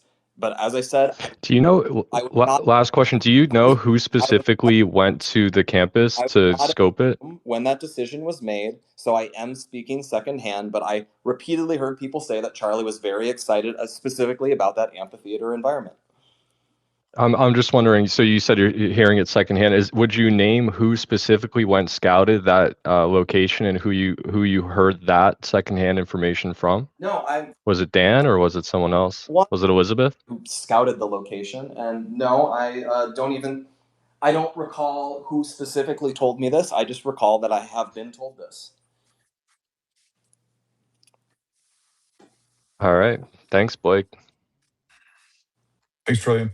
All right, we're gonna have CJ Correnti, and then it will be Jack Tron, Lisa Knows, Nish Perez, and even Project Constitution and Z. We'll keep in that order. Try to keep your comments or your questions short. CJ, go ahead. Hey, what's up, Gary? How you doing? What's up, CJ? How you doing, buddy? Good. Hey, Trans, I actually have a question for you because I was in your space earlier and you were talking about Gary on Jeremy's show, how he saw the live broadcast. Now, I'm not speaking on behalf of Gary here, but there was a live broadcast I don't know if going it's just on. for me Oh, no, this is actually for or Trillions. I'm asking everybody. him. Did CJ just cut out, Can you hear me? or is it me? No, I hear him. He's asking a question about the live stream. But did you finish the question or not yet? No, I haven't finished it yet. You were saying how did you see a live stream? And I think Adam Bartholomew, I think he was in here earlier.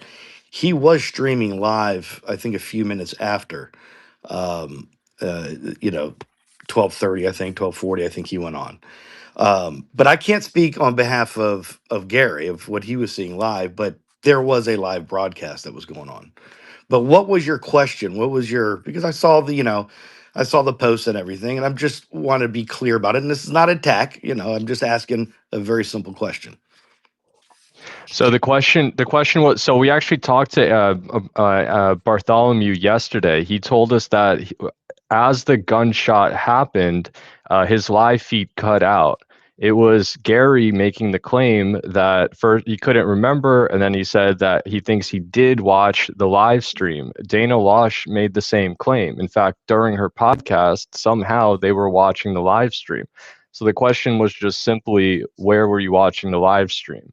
I don't think it was Bartholomew's footage. I don't think that's what Gary would have been watching. There's just some rumors that there was a live stream hooked up for a select few of that specific event. So that's all the question is if you did watch it live, how did you watch it? Was it Bartholomew's or was it something else? Because Bartholomew's I'll stream just went let you guys. off. Well, for whatever reason, audio cut out for me for like, I understand the gist of the question though. And just like I told you already, Trillion, I don't remember. I can't remember specifically if I was watching it Of live or course. shortly thereafter, but it was within minutes. Why do you say that? Like, I'm just telling you, I don't remember. And you're like, of course, of course. I Like, mean, it's such a big event. It wasn't at the This is time. like such This a is 10 months ago. profound. I don't remember if I was watching live or not. I mean, you can accept that answer, and that is the truth.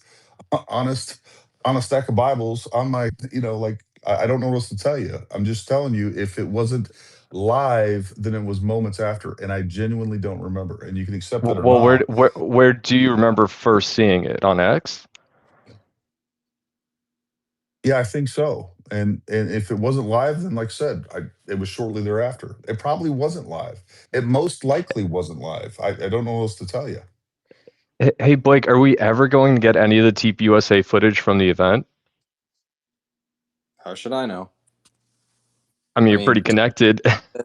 like, well, I don't work at TPUSA, but well, I imagine it's possible it will be. The judge was looking at what I believe was footage from the event at the pretrial. If all of that is made public at the full trial, maybe it'll be seen there. But I don't know Utah's rules.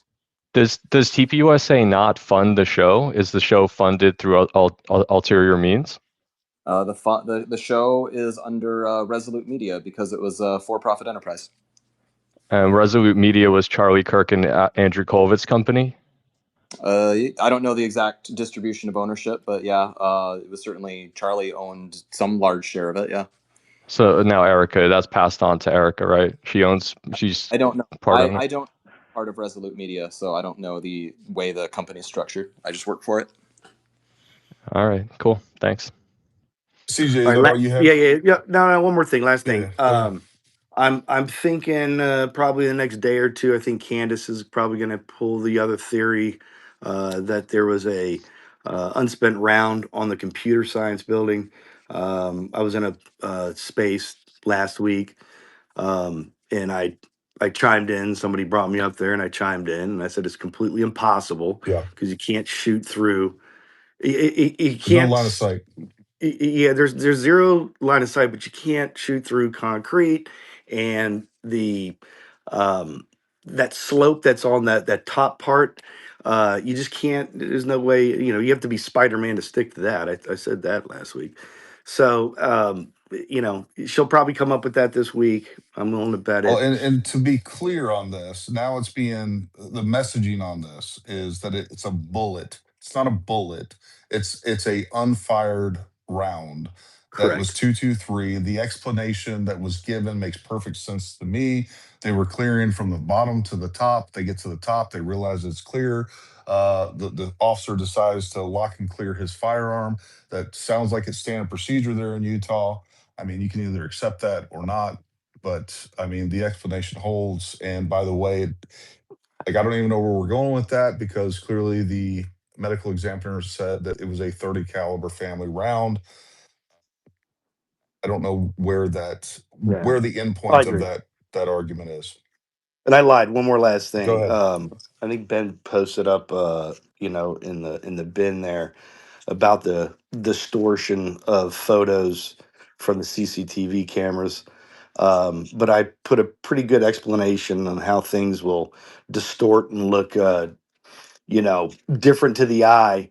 I know it's the front of his vehicle slash car, but I'll do one for the back of his car for the exhaust. Maybe tomorrow or something.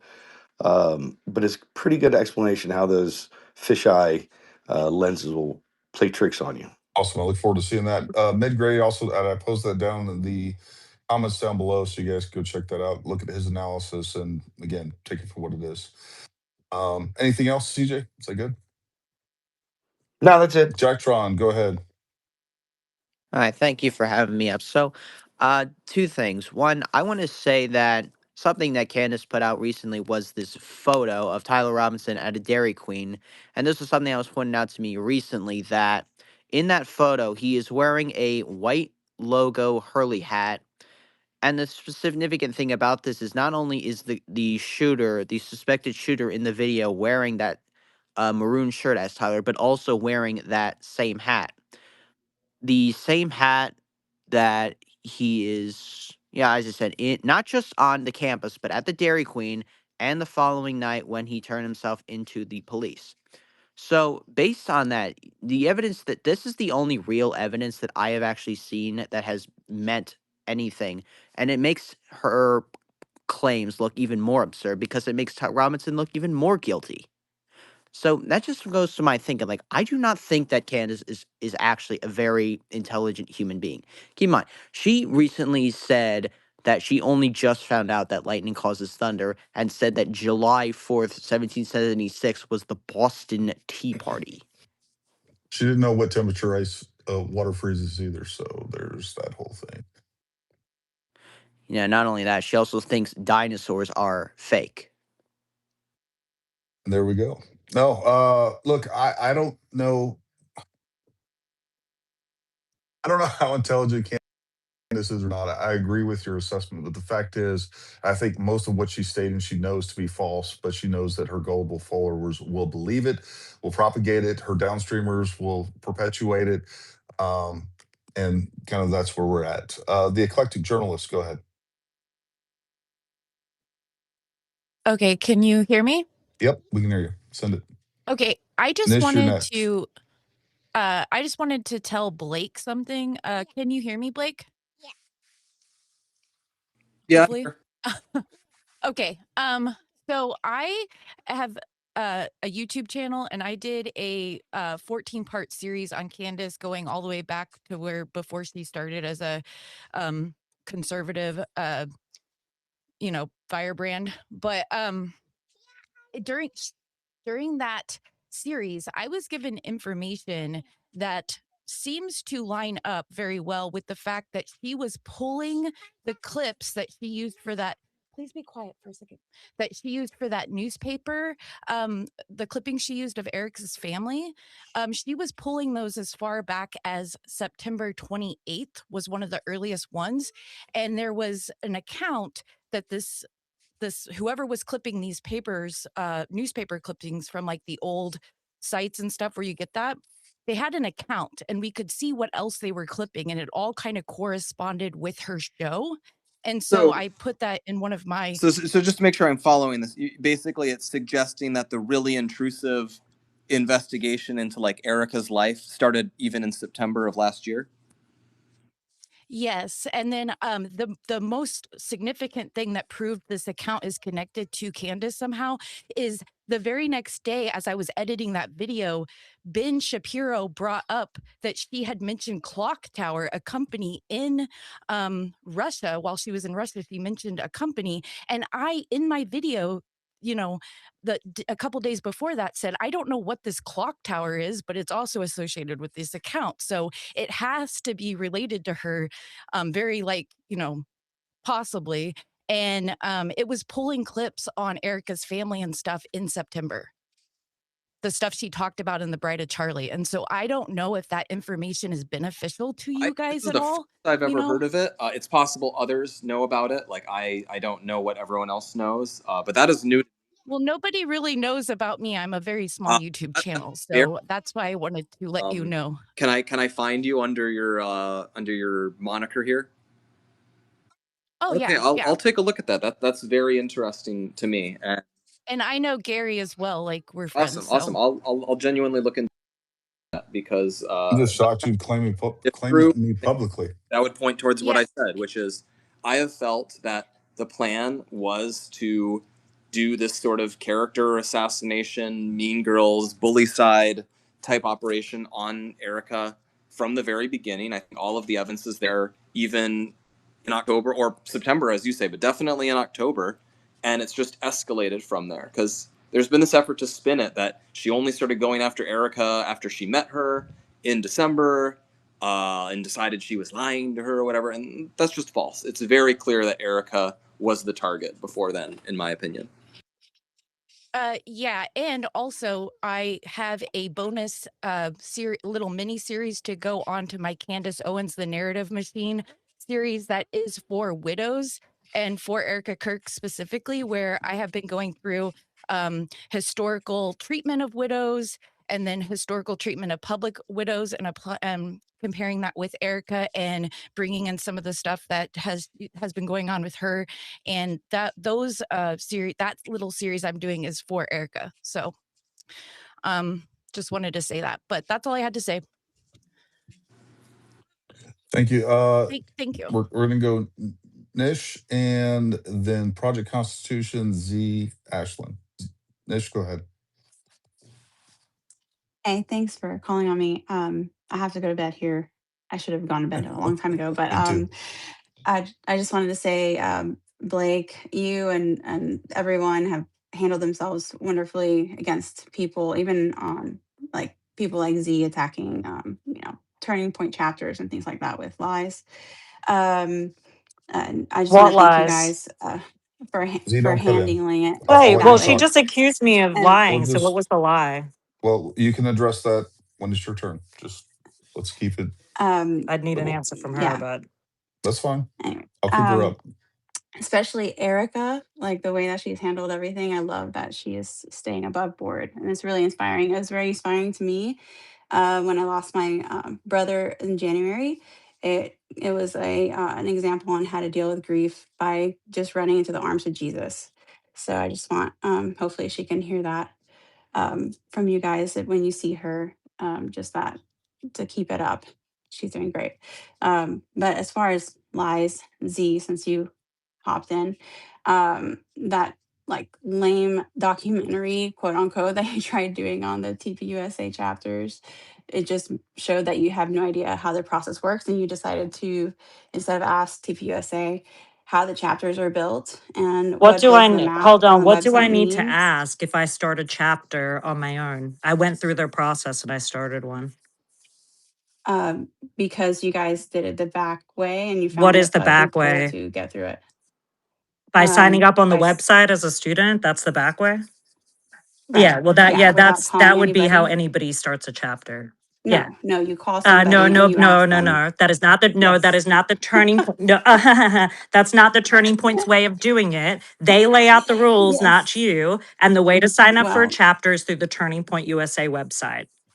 no, my son started a chapter and he did it the right way, which is contacting first No, by that's not how phone you do it. and meeting in No, actually, person. you Oh, actually can't do that because called the turning. I've called the Turning Point USA headquarters, and they actually don't even take calls about chapters. So what you're saying is a lie. hey, nope, I did. Oh, I okay. We'll called show it. a Prove it. local chapter.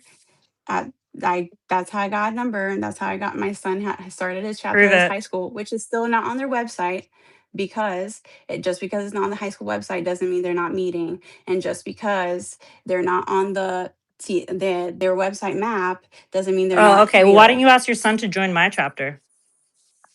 Because he doesn't hang out with Oh, well, losers. I'm the So, president, so you shouldn't be speaking to a president of a Turning Point USA chapter like that. It's very disrespectful. oh, Yeah. okay, Okay, sure. sure. Continue. Anyways, like, thanks. Good job on just making yourself look like a complete idiot Yeah, and how? How? because you guys I are think you saying, actually looked like a complete idiot was Blake Neff who's sitting in this chat who has no explanation for why 90% All of right, their chapters Z, were fake. hold on. All right, you, you guys talk back and forth. Again, you're already being disrespectful. How Just, am I being disrespectful? I'm just just don't. answering the question. Like that's disrespectful. No, It's bad faith. I'm just responding to her weird laugh because she doesn't have any explanation I for mean, why I was able to start a she's chapter. not I mocking did you. And if you're gonna mock people on this, I'm just gonna boot you. So I want to give you a chance to explained. speak, and I want some differing opinions here, and I want to talk to you guys. And I'm even gonna let freaking Project Constitution, Colin, and talk in just a moment. But again, we're gonna keep it civil, and we're not gonna sit here and mock one another. Um, Nish, did you have anything else to add to that? Well, yeah, just basically, if you do end up finding that documentary, just don't fall for the lies. Like the way that they did it was the way that they thought they should do it. That is supposed to be done. Just because you were able to create a chapter does not mean that that's how it's done. That was the first time it was done that way. Actually, I confirmed, and because I'm in Georgia, so by the way, that's why I know. And the fact that the high schools are not having the clubs on their website, that's not proof of any collusion or nefariousness. The fact that it's not on the map for the chapters does not mean there's any nefarious actions because my son's chapter is up and running. They had meetings all last year and this year. Sorry, all this year. They tried to do it last year, but they had issues. And they're still not on the website. So the fact that you're saying that that's proof that there's nefariousness. It's like you think that they just say, "Hey, donors, before you donate to us, please look at our website." That's how many chapters we have. Like no, they have different documentation that they hand and they show at to their donors to then get donations. And your club didn't get any money from donors, so whoop-de-doo, you got put on a website, Pin. All right, That doesn't mean that real, there's anything real wrong. quick. I think we're tracking the left and right views on that. Not politically, but just again, Blake, do you have any input on that? I don't know how chapters are started, how they're documented, or anything else. This is outside my wheelhouse. I don't Okay. know about how like Turning Point USA proper is organized, or its chapters. I mean, I would say if the chapters are fake, I don't know how like 3,000 people or whatever the number was were at our chapter leadership summit over the weekend. I'm sure there's the case where some chapters are very large and very active, and some chapters are smaller, and some probably like start and there's a wave of enthusiasm, and then there's not really anyone leading it, so it falls apart. And some, I even actually spoke to someone at the leadership summit who talked about how like, oh, we had a chapter and then it imploded, and then I restarted the chapter. Like, I'm sure that's a story that happens. Something similar happens in organizations like the Boy Scouts. When I was in it, there'd be a few troops that were amazing, and there'd be other troops that would start and then they'd go under, and then someone would restart it. That's how a lot of organizations are. But I'm just speaking generally. Like I said, I don't know exactly the way Turning Point organizes those things or how it operates. That's not my wheelhouse. I work on the show. Fair enough. All right, Colin, go ahead. Thanks for letting me up, Gary, for one. And I just got a couple. I'm not going to hold everybody up, but I got a couple quick questions for Blake. About the chapters, though, real quick, I will just say that it wasn't just Z. I mean, Z started it with the documentary, but there were multiple other independent investigators like Jay Yapps, Honest Ash, and a bunch of others that had gone through your guys' own chapter list and called them and verified that they were not actual chapters. So, well, Colin, let me just stop you there. I don't think we're going to get any clarification on that tonight. I mean, that's not what Blake. He doesn't have anything to input on that. So that's not what he does. Can I say something? Can I finish just to answer that real quick? Sure, Nish, go ahead. It's because it mirrors what Blake said, which is what they have access to. It's not what they hand to their donors, which is the biggest, where it matters the most. They're saying that they're trying to rack in donations. No, when you're thinking about donating, you actually go to the source and they give you updated numbers. What you are able to reach first via a website or via calling random chapters, and then, like the people in the administration admin, when you walk in, you ask them, hey, is there America Club here? They'd say no, because they have no idea. So just because you make phone calls and ask questions does not mean that there's nefariousness. What matters is what document do they hand to the donors. Well, and to further kind of, I don't know, delineate what's going on here, I don't know what that has to do with the Tyler Robinson case whatsoever. I know that this is a continued smear campaign at TPUSA. Obviously, the same system was underway while Charlie Kirk, and if that's what we want to do, that you guys want to continue to just smear TPUSA and say it's some sort of corrupt organization, you're welcome to do that in your space. That's not the topic tonight. That's not the prompt. So what else you got, Colin? Yeah, well, like I said, that's not why I'm here. I just wanted to make that point as well. Sure. Blake, I do have a question for you. Where is Charlie's body? Has his body been cremated, or is it in the ground somewhere? Because there's a lot of questions right now, as far as that a lot of donors actually want to know, that I've spoken to personally. They want to know what's happening with Charlie's body. I mean, why would that be their business? But go ahead, Blake. Actually, that's what I'm going to say. That is none of your business, you creep. Really? Okay. What about the video of Charlie allegedly saying that he wants Erica to take over TPUSA if something happens to him? We've already covered that at length earlier. Real, he said no, we haven't, because we haven't released that video yet, and I want to know whether he will either release the video unedited or whether he will allow Candace to do it because she has that video Candace has and the has video. asked to If release it. Candace has the full video, why don't you go nag her to release it? It seems pretty weird that this like big crusading truth teller is not releasing. Well, she supposedly has. So I guess you should go nag her about it. We've released the video. It's obviously real. You guys are going to come claim that it's AI generated no matter what we do, exactly as I predicted months ago. And we're not. Well, when you release the, not going to get bossed around by people where even if we release it, you'll be like, well, now you need to release the entire event footage so that we know it wasn't there's nothing funny about this. And then actually you need to release. No, that's not what we asked, Blake. No, what we asked for is we want the section that you guys released with the whole, you released it with a whole bunch of edited things and music behind it. And we just want the raw, unedited section, just that same section. We're not asking for the whole video. Give it to you. We want that unedited section. Erica is like Maverick from Top Gun today. Like, why are we gonna get bossed around by you, bro? I'm asking you serious questions, and my investigation, everything I've done, has been in search of the truth. You're the only one that you guys have been the only ones that have already released the video, and exactly as anticipated, but you haven't. And Candace said, but claim anything. Okay, so we could read can you just say, and you'd say that was fake too. Well, you said Candace has the video. You said she can release it. So you're telling me you guys will not copyright strike her. As the whole video. So I said, why don't you go nag her? She does say she does say she had that. Go release it. You should go nag her. I don't have any idea what she has. I don't send things to Candace. She asked you directly whether she has your guys' permission, whether TPUSA will give her permission to release the video. I don't work for TPUSA, and since when has Candace gotten? Well, you know people that do. Or anything. Candace said she would stop if Erica told her to stop. So Erica said, "Please stop," and she said, "Actually, I was just kidding about that." So like. What about this is suddenly this like honest actor who's just like, all right, so we're not going to come to any resolution on that. Do you have any other? I mean, that's just like TPUSA has stated their position on this multiple times. Like, I would rather keep it to the preliminary hearing. What has been said, what new has come out. If you got anything on that, drop it in the next 15 seconds.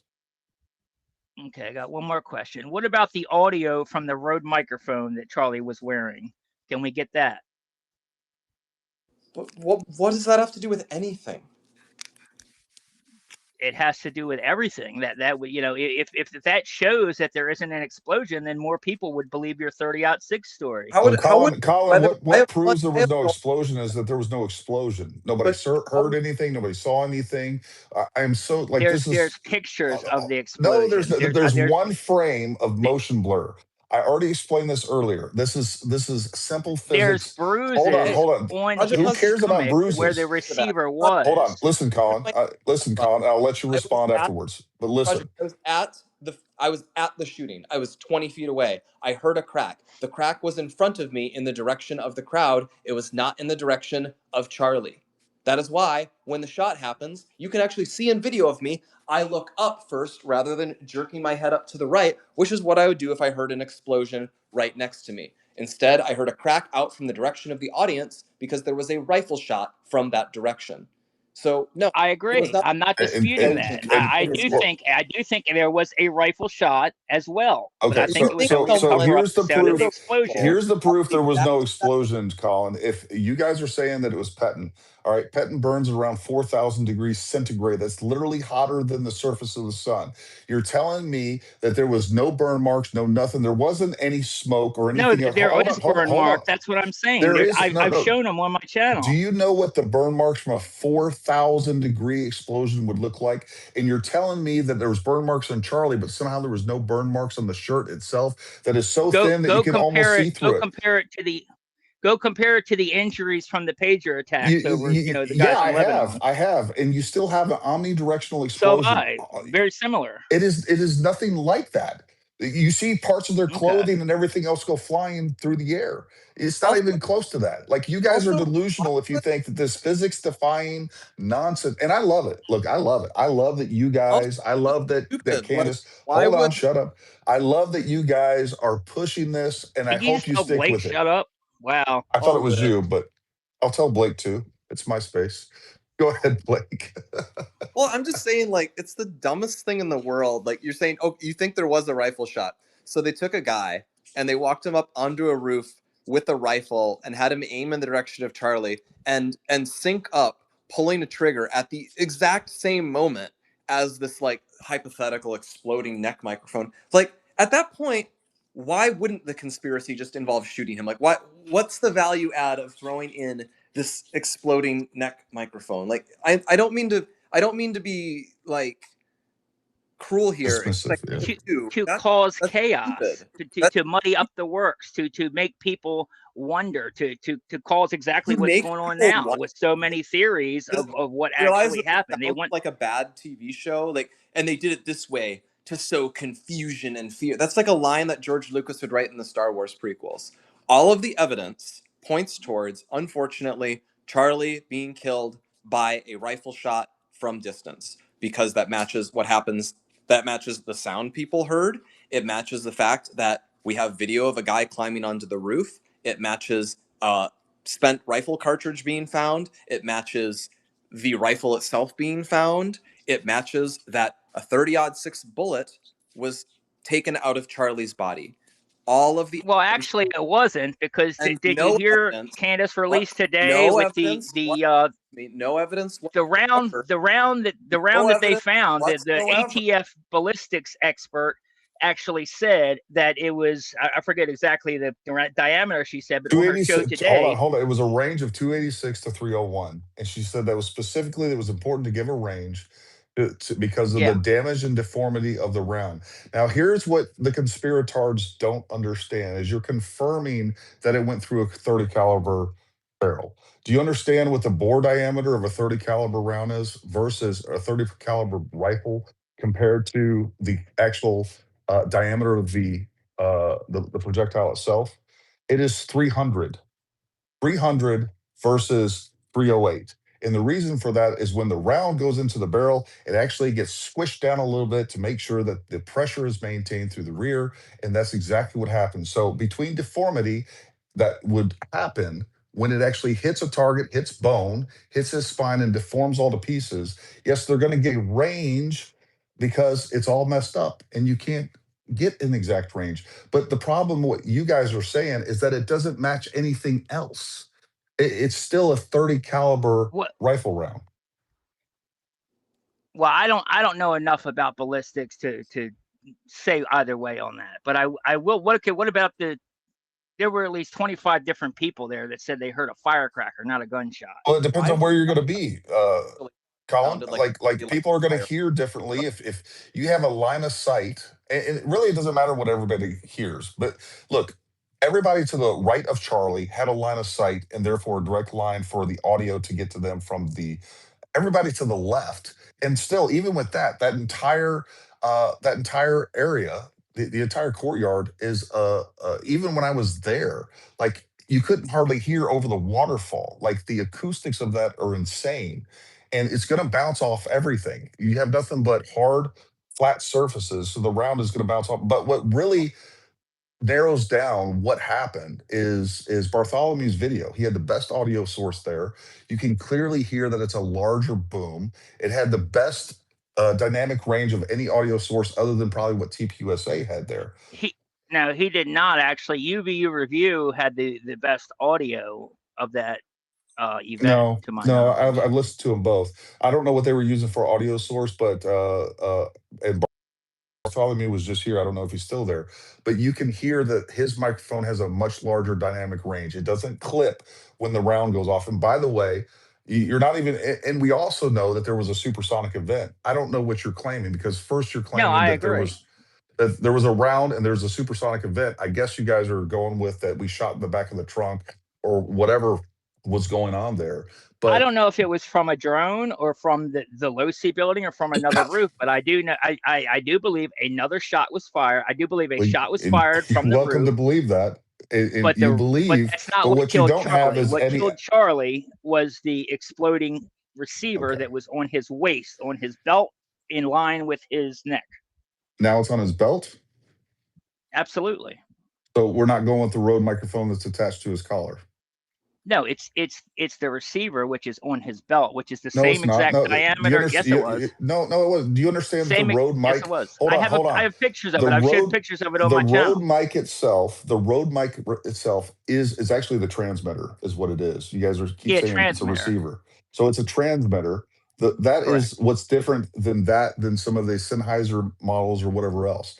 It is a self-contained wireless that clips on with the magnetic clip there. I have them. I have pictures of them. I've shown them on And it can videos. also be worn on a belt, and Charlie wore his on his belt that day, and there's No, pictures it of it, and didn't. I've shown the. Yes, he The did. I've black shown the picture magnet, of it, the black magnet is what's holding it to and his that's where the collar. bruise is. No, and that's where the bruise is underneath his shirt, exactly where Okay. that thing was clipped to his belt. So again, what we have is something that explodes so violently that it busts the mic into 1,000 pieces. We It have was a over shape charge 4,000. too, Hold by on. the way. It It doesn't, wasn't. Colin, a shape charge is still an omnidirectional explosion. It doesn't direct 100% of anything in one direction.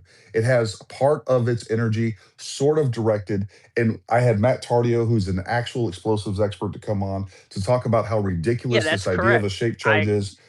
But we still That's have an why omnidirectional. Hold on. there's a bruise on his stomach. Absolutely. So we have a bruise on the stomach, something that went off at 4,000 degrees centigrade, hotter than the surface of the sun, and it Or didn't melt burn. his Yeah. shirt. It didn't burn his shirt. We don't see any freaking explosion. You could have put a firecracker underneath Charlie's shirt, and you lit that So off in that crowd. Hold on, how do hold on, you hold on, hold on, answer the hold air on. puffing out of his shirt? You could see the I've air puffing explained this. out of the I've armpit of his explained it. shirt. I've explained this. It's the movement of the pendant itself. And how do we explain that? I've explained that I on don't buy it. multiple podcasts. We have the round that hit him in the neck, probably in the C3, C2, somewhere around there, which is directly in line with the back of his necklace. It has rapid acceleration of the back of the necklace, very short but very violent. That causes the pendant to go up. It causes all of the shirt movement. Like, the explanation is pretty easy. It's not that difficult. You guys are making it into some sci-fi nonsense that doesn't even make sense. All right, we're going to land you right there. I'm going to bring up Can I Z. ask one more question? No, you can recycle. I'm going to have everybody go. I want to get everybody through here. So in a minute, you can come back up. Okay, thanks for having me. Blake, so I've got two quick questions for you. The first one is that, so, Turning Point USA, you guys have been spreading conspiracies for a long time. You guys spread misinformation about COVID and the vaccines. You work with Jack Posobiec, who's famous for the Pizzagate conspiracy that ruined a lot of people's lives, including the deep state. You guys also spread probably the most harmful one, which was that the 2020 election was rigged, which, by the way, resulted in you guys paying for buses that went to Washington, D.C., which left Z, multiple how does cops. this tie into the prompt? Well, because I want it is I about to tie into no the no prompt. Let me land my no. plane here. One. So hold on. Can I just Hold on. finish what I'm going to No, say? no, no, not just Well, yet. no. Let me I, finish what I'm going to say. It no, no. also resulted in police officers that got brutalized. It also resulted in the Oh doxing my of crap! election Are we workers. really Okay, and pushing so J6 nonsense? hold. Or is I'm it not. that was Can I Here's finish my the thing. handcuffing No, question, bullshit? no, please? No, I've been like you're not just respectful gonna waiting. I just want to finish my question and finish get the question. okay. So, which again resulted in election workers being doxxed, which you were just complaining about yourself. So, my question to you is why should we care about Candace Owens spreading conspiracies about you when you and Turning Point USA have been spreading conspiracies and doxing average? All right, look, stay on the prompt, folks. I don't know what else to say. I'm not going to relitigate January 6th and sit here and argue with a liberal about what actually happened on January 6th. One of the things that I was going to ask her before I kicked her out was, is she indeed funded by Act Blue? Which she is. I already know the answer to that. Look, at the end of the day, Z is totally tied to the leftist Democrat organizations that have always been trying to destroy TPUSA. Like, stick to the prompt. It's really simple as that. Go ahead, Blake. What were you saying? I mean, I didn't have too much to add. I was just exasperated because it's like, yeah, you're mad at me for stuff that happened in 2020. I literally, I don't work for Turning Point USA. I have only worked for the Charlie Kirk Show since 2022. So like, I would just point out, like, whatever you're mad at me about, like, I couldn't even answer it if I felt inclined to do so. And on top of that, like, I will be frank. Like, I actually think, at least while I've worked for him, I think Charlie's rhetoric on the 2020 election was pretty responsible. I think he saw some things as shady, but he often said like the worst stuff that was going on was stuff that was semi-legal. That was basically like election rules that were changed going into the 2020 election that made it easier for shady behavior to happen. But like, we don't need to go down this route. Like, nothing in that vein is remotely comparable to the sustained, like nonstop derangement that is emanating from Candace Owens over the past 10 months. That Candace Owens is effectively, I won't say full-time job because I'm not sure she has one. Her part. Again, I don't know if Her, it's his connection or oh, is my sound bad? it's definitely mine. You sound good to me. Okay, all right.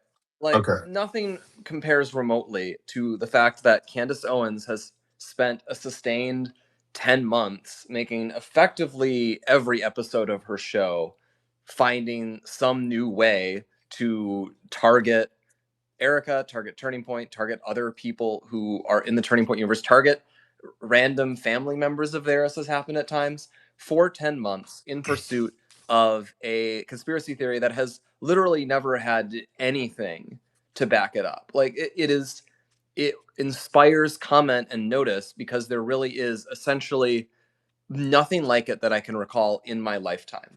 Like, even as a comparison, even the stuff with the Sandy Hook parents, that was the stuff a few people ran with, and I just don't think it ever, like, Alex Jones got sued for it. I don't think Alex Jones made that the only subject of the show for a 10-month period.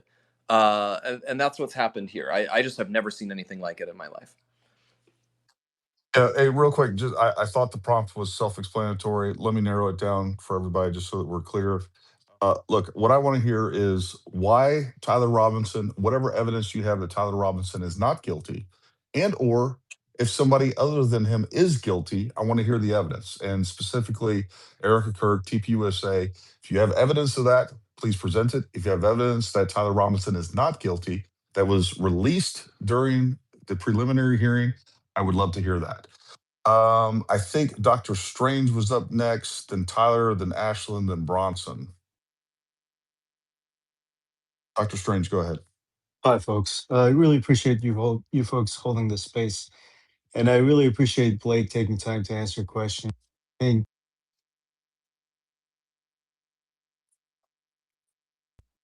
hearing from individuals like Blake can put a lot of things to rest. So I thank you for making time. You were in another space a few days back, and I tried to come up, but it had like thousands of people, so I think the list was too long. I just had a question regarding some stuff that you said there. Um, I'm not sure if it's clear to me, but did you say you were interviewed by the feds or the authorities, or you weren't related to, did you have any communications with them regarding the assassination? Blake, are you able to hear me? Sorry, I was muted. There. I have not been formally interviewed by the FBI. Okay, so no communications whatsoever. I didn't say no communications whatsoever. I said I've never been like interviewed by the FBI, like as part of like I don't think I've ever given them like a witness testimony or something. Okay, and in the same space, you also said that Charlie Kirk had told you that he feared for his life from like a transgender or trans. Did he communicate that to you verbally or through some text? It was via text, or not. No, sorry, it was verbally, as I recall. And did you ever like share that with the authorities? Did you think that would be useful to share in light of the fact that he had shared that concern? No, and he wasn't speaking when he said that. I don't. When I remember it happening, I've mentioned it many times that he said this. But it wasn't mentioned like, oh, I got a specific threat from like a tranny, and that has filled me with fear. I think he was speaking to like there have been numerous shootings over the past few years by transgender individuals. There was that one at the Covenant School in 2023. There was one in Canada literally only a few days before Charlie was shot, I recall. So I think he was thinking of that when he mentioned it. But he just, Charlie was aware that a lot of people hated him, and sometimes he made reference to that. I know sometimes he got serious threats that he did like send to the police. That was not stuff I was involved in, but I know it happened. And sometimes he said stuff like, "Oh yeah, like these transgender lunatics might try to kill me." He said things to that effect. Yeah, that makes sense. That all makes sense, and I appreciate that. But you didn't think afterwards, after the assassination, that hey, he did share this concern. Maybe I should go to the authorities and let them know that this is what he told me. I don't think that would actually have much of a bearing on this specific shooting. What I did do and make sure got to the authorities is like specific TikToks or other videos that we saw that we thought were eyebrow raising. Like I've mentioned this, the one that plays like the creepy music where the person like keeps glancing to the side, like that really creeped us out. And that had actually been seen by a member of our staff before the shooting happened, and she'd made note of it at the time. Um, and so like I cite that as an example. Like we did make sure that stuff was passed on to law enforcement, because we did think that was relevant. But I don't think Charlie generally expressed the belief that a left winger, in particular a transgender person, might try to kill him. I don't think that would be relevant to an investigation. I mean, if they'd asked me about it, sure, I would tell them, but I don't think that is something that bears sending them the way specific things that made me feel suspicious would bear sending to them, which I did do. Hi. Thanks again. I appreciate that. I don't have any other questions, but I really do appreciate you making time to attend these sessions. And I hope that you can continue to do this because you can put a lot of these questions to rest. And, a lot of people would appreciate it. And thank you for the host and co-host for hosting this. It's a great space. Thanks. Yeah, no problem. Hey, Blake, just to clarify some of those. Number one, we obviously heard Charlie talk about that specific. Well, he said, I think he said some blue-haired He said something. prepared jihadis as like Yeah. when he was on Bill Maher, but that was not the only time. He I will admit it's been almost a year at this point. I don't remember the exact manner in which it happened. I just do recall in the days leading up to the shooting, he said something to the effect of like, "Oh, like one of these trannies might try to shoot me." I think is the way he might have said it. I don't. It wasn't burned into my head because it didn't seem super memorable at the time, but it had been recent enough that I did recall him saying that when the shooting actually happened. Well, and I did interview Brian Harpole, and he talked about how they were constantly getting death threats that they were turning over to the FBI. Can you speak to anything along those lines? That's the securities realm. I don't know the details of those. All I Sure. know that he had gotten threats in the past, and sometimes they were serious enough to be turned over. That's just stuff I heard about, but I don't know details. Fair enough. Fair enough. All right. I believe Ashland's up next. Okay, can you hear me? I can. Send it. Okay. Really quickly, on August 21st, about 3 weeks before the assassination, I believe the Alex McFarland speaker series, in between Charlie Kirk's response about whenever he was like complimenting Candace and speaking on their friendship, he said, and I quote, "If you believe what I believe, shouldn't you want me to be friends with people that don't agree with us? Shouldn't you want me to also be a tool of influence?" End quote. And this would mean that what he's telling people is the connection is no longer just about enjoying someone's company or bonding over shared interests. Instead, it is maintained with a specific objective, which would be to shift their perspectives, values, or behaviors toward their own. And a big part of what Charlie Kirk did was try to bridge the ideological divides, and engaging with people outside of your bubble prevents the creation of an echo chamber, and it allows for dialogue where it otherwise would not exist. And I think when people are listening to Candace say that she's best friends with him all the way to the end, he made it very clear 3 weeks before his death, if no one was aware, how he now viewed their relationship. And I think it's very important that people understand what he had said. And that's all I need. Yeah, I mean, I we've talked a little bit more about this. Andrew's been saying a lot about this over the last few days, because he was more he knew Candace. He had more of those interactions with her. But it is like Charlie was well aware Candace was moving in a direction he found distressing and like greatly disagreed with. Charlie also was not a person who liked to publicly disavow or denounce people. So he he kind of quietly moved away from her, but he wasn't going to. He really hated moral blackmail, as we've said, and so he disliked the idea that he'd have to go on his show and be like, I was once friends with this person, but now I disavow them. Like that's not the kind of guy he was. He found that sort of performance very ugly, but the truth is he was very distressed by what Candace was doing, and that's why in spring 2024, Candace is doing events with Turning Point, where Charlie's doing events out west and she's doing events out east, and you stop seeing that by the end of 24, by early 25. Even though we're doing tons of events, she's not with them anymore, and that is a product of that split. And yeah, you're right. Charlie was a guy, he tried to maintain a big tent coalition. That's why he was so excited about getting RFK to endorse Trump. That's why he was excited about Maha. He liked various ways of expanding the tent. At the same time, he was not an absolutist of like everyone is welcome. He did have an ability to say, I think these people are sinister, bad faith actors. They're not people I disagree with but can have discussions with. They are people who might be ideologically closer to me than a lot of people who are in the tent, yet they have a wicked agenda, or they have some specific view I consider totally unacceptable. Like he considered full bore, as he called it, Jew hate, major anti-Semitism. He considered that unacceptable, and he would not tolerate that. And that was like a lot of what was going on when he was trying to manage the Israel issue, as an example. He was saying, we need to be able to chart a path that we're not doing whatever Israel wants. We're also not tolerating anti-Semitism. We have to find this path that is durable, that the future of the right can be in. And he took a ton of crap from super pro-Israel people. Some of them called him anti-Semite for it, and I know that was really hurtful to him.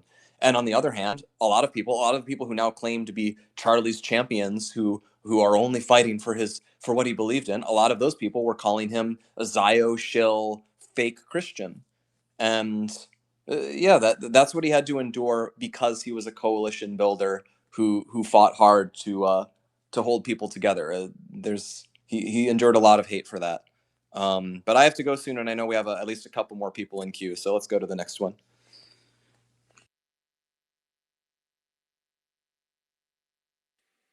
I guess I'll go. Blake, the last time that I spoke to you, you said that on the night of September 10th, you stayed in Orem at a hotel. If I said that, I misspoke. I don't believe I stayed in Orem. I think I stayed in Salt Lake. I mean, I don't know exactly where it was, but I stayed in the same place a bunch of other people stayed, and we had to drive for a bit, so I think it was in Salt Lake. Hey, sorry, my mic was muted. I said Bronson was next. Diligent, I'll bring you back up. But it's not your turn. Bronson, go ahead.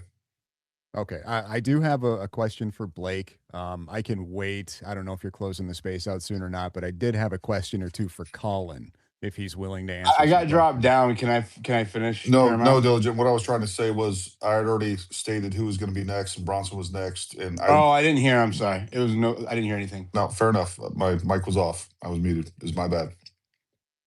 All right, go ahead, Bronson. What do you want to ask, Dylan? Colin, really?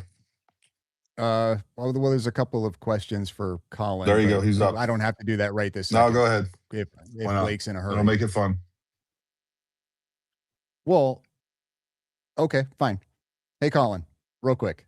This is super, super, super easy. You were just talking to Gary, and you just said that you didn't know enough about ballistics or something to be able to have a conversation about that, whatever you guys were talking about.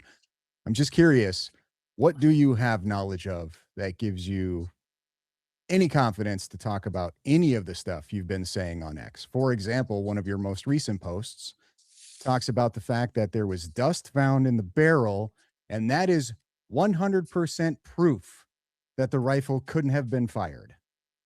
I'm just wondering why you just spread bullshit daily and you know nothing about what you're talking about. Okay, well, that's a lie. And secondly, there is dust in the barrel. I showed the video where she said that. And if there's dust in the barrel, that means that the gun was not fired. Otherwise, it would have blown the dust out of it. Do you deny that? Yes, you're retarded. Okay. Well, there you go.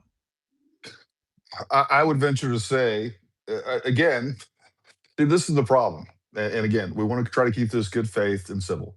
What I would say is that it is very reasonable to think that we have the gun being shoved through the trees into that bush is going to get dust in the barrel. And by the way, I don't know what she means Now, by it's not dust. debris, it was dust. Okay, that's what I'm saying. She specifically said Is there dust? Is there dust? delineated from debris from dust. Hold on. Is there dust going to be in trees and when you shove it into the location where we saw pictures of it? Absolutely, there's going to be dust. I don't know what she means by it. Does she mean dust by? Not within a couple of hours when they found it. No. Well, when you the process of shoving it in through it and probably scraping the ground at the same time, the problem is you don't know what that is. And the problem It would get where I would debris say maybe, that, but not dust. well, you would get dust in there. There wouldn't be debris in there. Whatever. There would be Hold debris in on. there of dirt from it Whatever. shoving on the ground. Hold on, Dust Colin. is from it sitting and Listen not to being me, used. Colin. Listen, the only thing, whatever would be able to get into that barrel would have to be small enough to get through whatever towel or whatever else is going in there. It will keep the large debris out, but it wouldn't necessarily keep the sticks. The fact is, I don't know what she even meant by that. I don't know how that dust got there, but the fact is, you don't either. And so to immediately assume, and this is the problem that I have, and I think that Bronson's touching on, is when it doesn't matter how it got there. The dust, just the fact that it's there by itself proves that the gun was not fired. Same thing with incorrect. the safety on it proves that the gun. No, it is. No, I'm correct. And just it also proves the gun was not fired because of the safety. No, I have proven that incorrect. No, I've already had this discussion 1,000 times. We have a aftermarket safety on that gun. This has been proven. No, it didn't. It was not aftermarket. Okay. The pictures prove it. I'm gonna send you the pictures that prove it. Because I have, unlike you, actually have a Mauser, and I can tell you what the original flag safety looks like. I don't care what your Mauser is. I know what the original flag safety looks like too, and I looked at it on the gun that they showed in the courtroom, and it matches exactly what the original military safety is. No, it isn't. No, it's not. Is that still a stock photo too? Still a stock photo, Colin? The one that was originally shown, yes. Holy fuck. Holy fuck, Gary. Come on. I got nothing, man. I'm gonna post the picture that proves that is not a stock safety on there. That is an aftermarket safety on there. So, but since you brought me up, I got one more question for Blake, if you let me ask you. Oh, go ahead. Okay, I'm a generous space host. When you got, and then I'll jump down and I'll get off. So when you guys rented the SUV, Danny Phillips was in charge of procuring that, right? I have no idea. I was never involved in renting a vehicle. Okay. Now, do you know, I know you had confirmed that Tyler, or whoever you guys think was Tyler, or whoever I don't think it was Tyler, but you confirmed that person supposedly talked to a Turning Point representative. Was that you or Danny, maybe? The police say that he did, and I suspect that is true because I don't think the police would say it otherwise. I have never spoken to Tyler Robinson.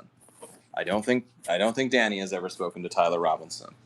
It would be pretty unlikely because I'm pretty sure we both came in with Charlie, which means we only arrived. I can't remember the exact time, but it was definitely not at like 9 a.m. So the FBI or the police have never questioned you guys at Turning Point, specifically asking about this, whoever interacted with this person. So I find it hard to believe that you wouldn't know, especially since you were actually there that day. You wouldn't know who interacted with the alleged suspect. I was not at UVU at the time that this interaction happened, and I don't know who it was with. Okay, fair enough. All right, That's all I Diligent. got to say. Diligent, I'll Thank get you. to you. One witness and Tyler Young were ahead of you. One witness, go ahead. Hey, brother. Thank you kindly for hosting a space and also displaying diligence to allow proper jurisprudence to be executed in every manner of patience and decency, properly respecting the boundaries of the family first and foremost. Much needed in this endeavor for sure. I just wanted to say thank you guys for doing that. And one of the common threads that we've seen is a bunch of I don't know. And still, yet again, I'm not sure. And I'm just asking questions. And that was, and in fact is, the thread that runs through this endeavor among people who do not know how to display proper boundaries and allow jurisprudence and a system that is designed to execute it.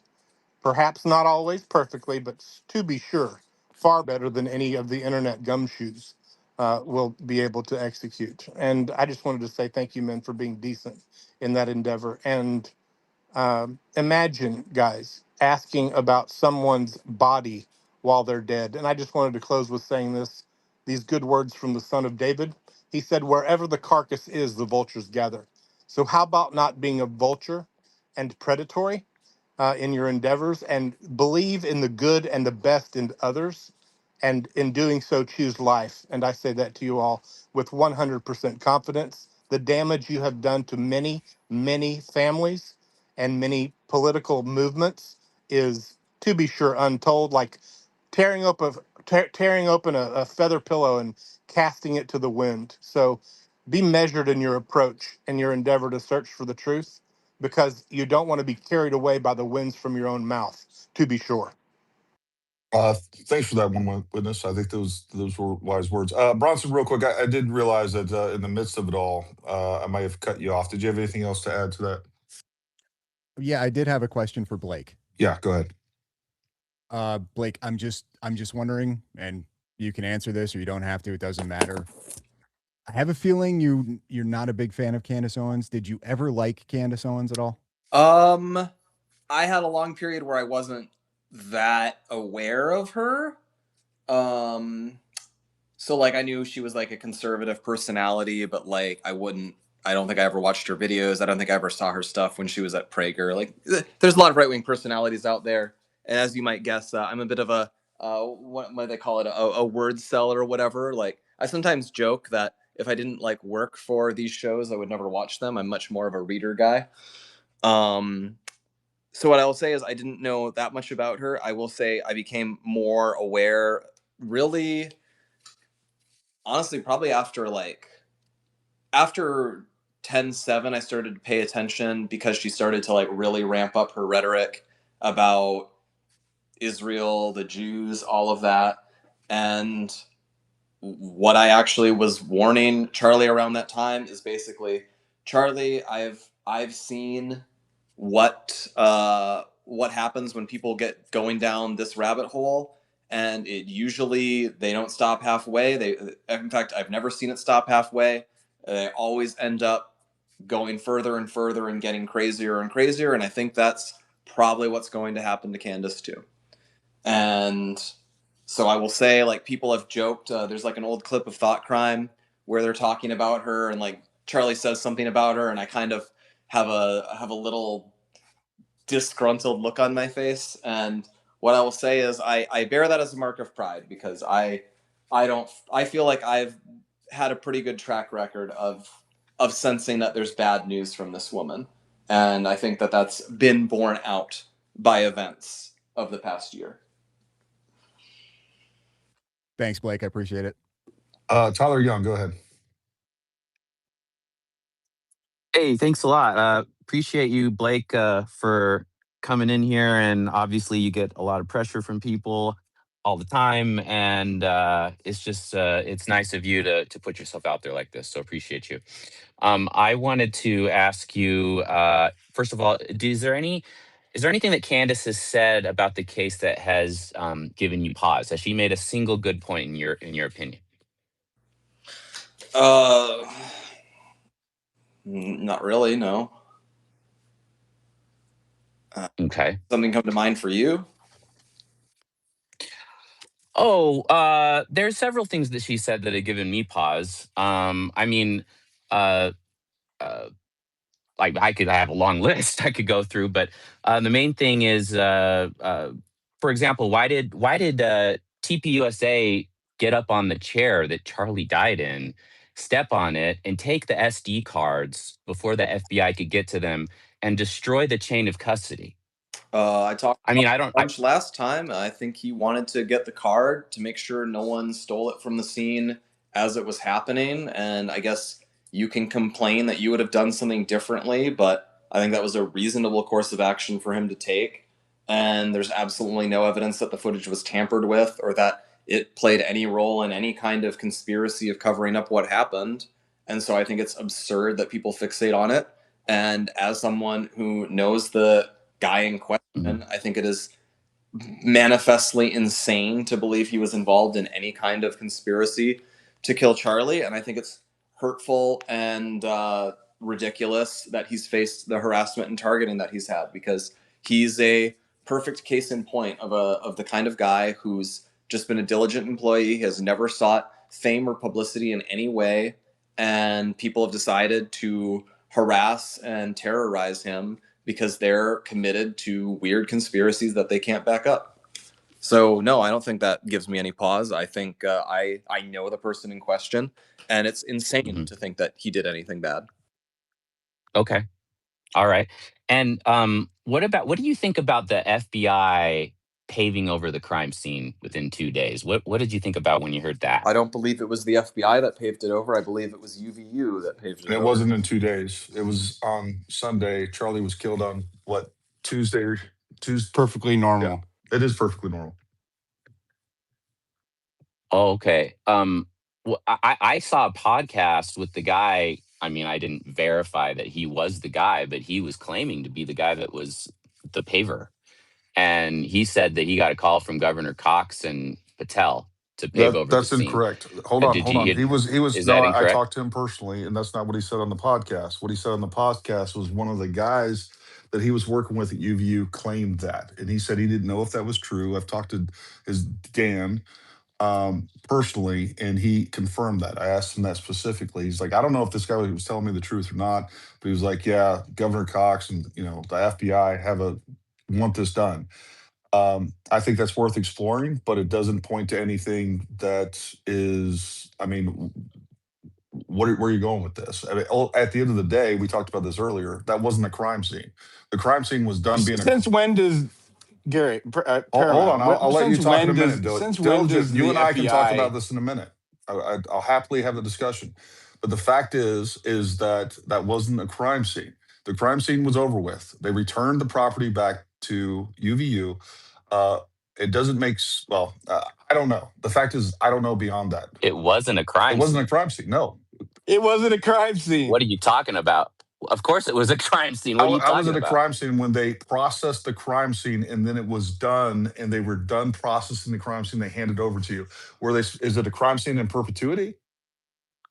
When does it stop being a crime Why scene? do you have to pave? Why do you have to pave Well, over we it? talked about this, and it's unfortunate that we have to Okay. relitigate this whole thing. But Okay, hold we on. can move on. No, we can move on. It's fine. I want to touch on it. Okay. The fact is that you Okay. have biologics all over the place. This is standard operating procedure. And by the way, insurance recommend that you remediate sites like this.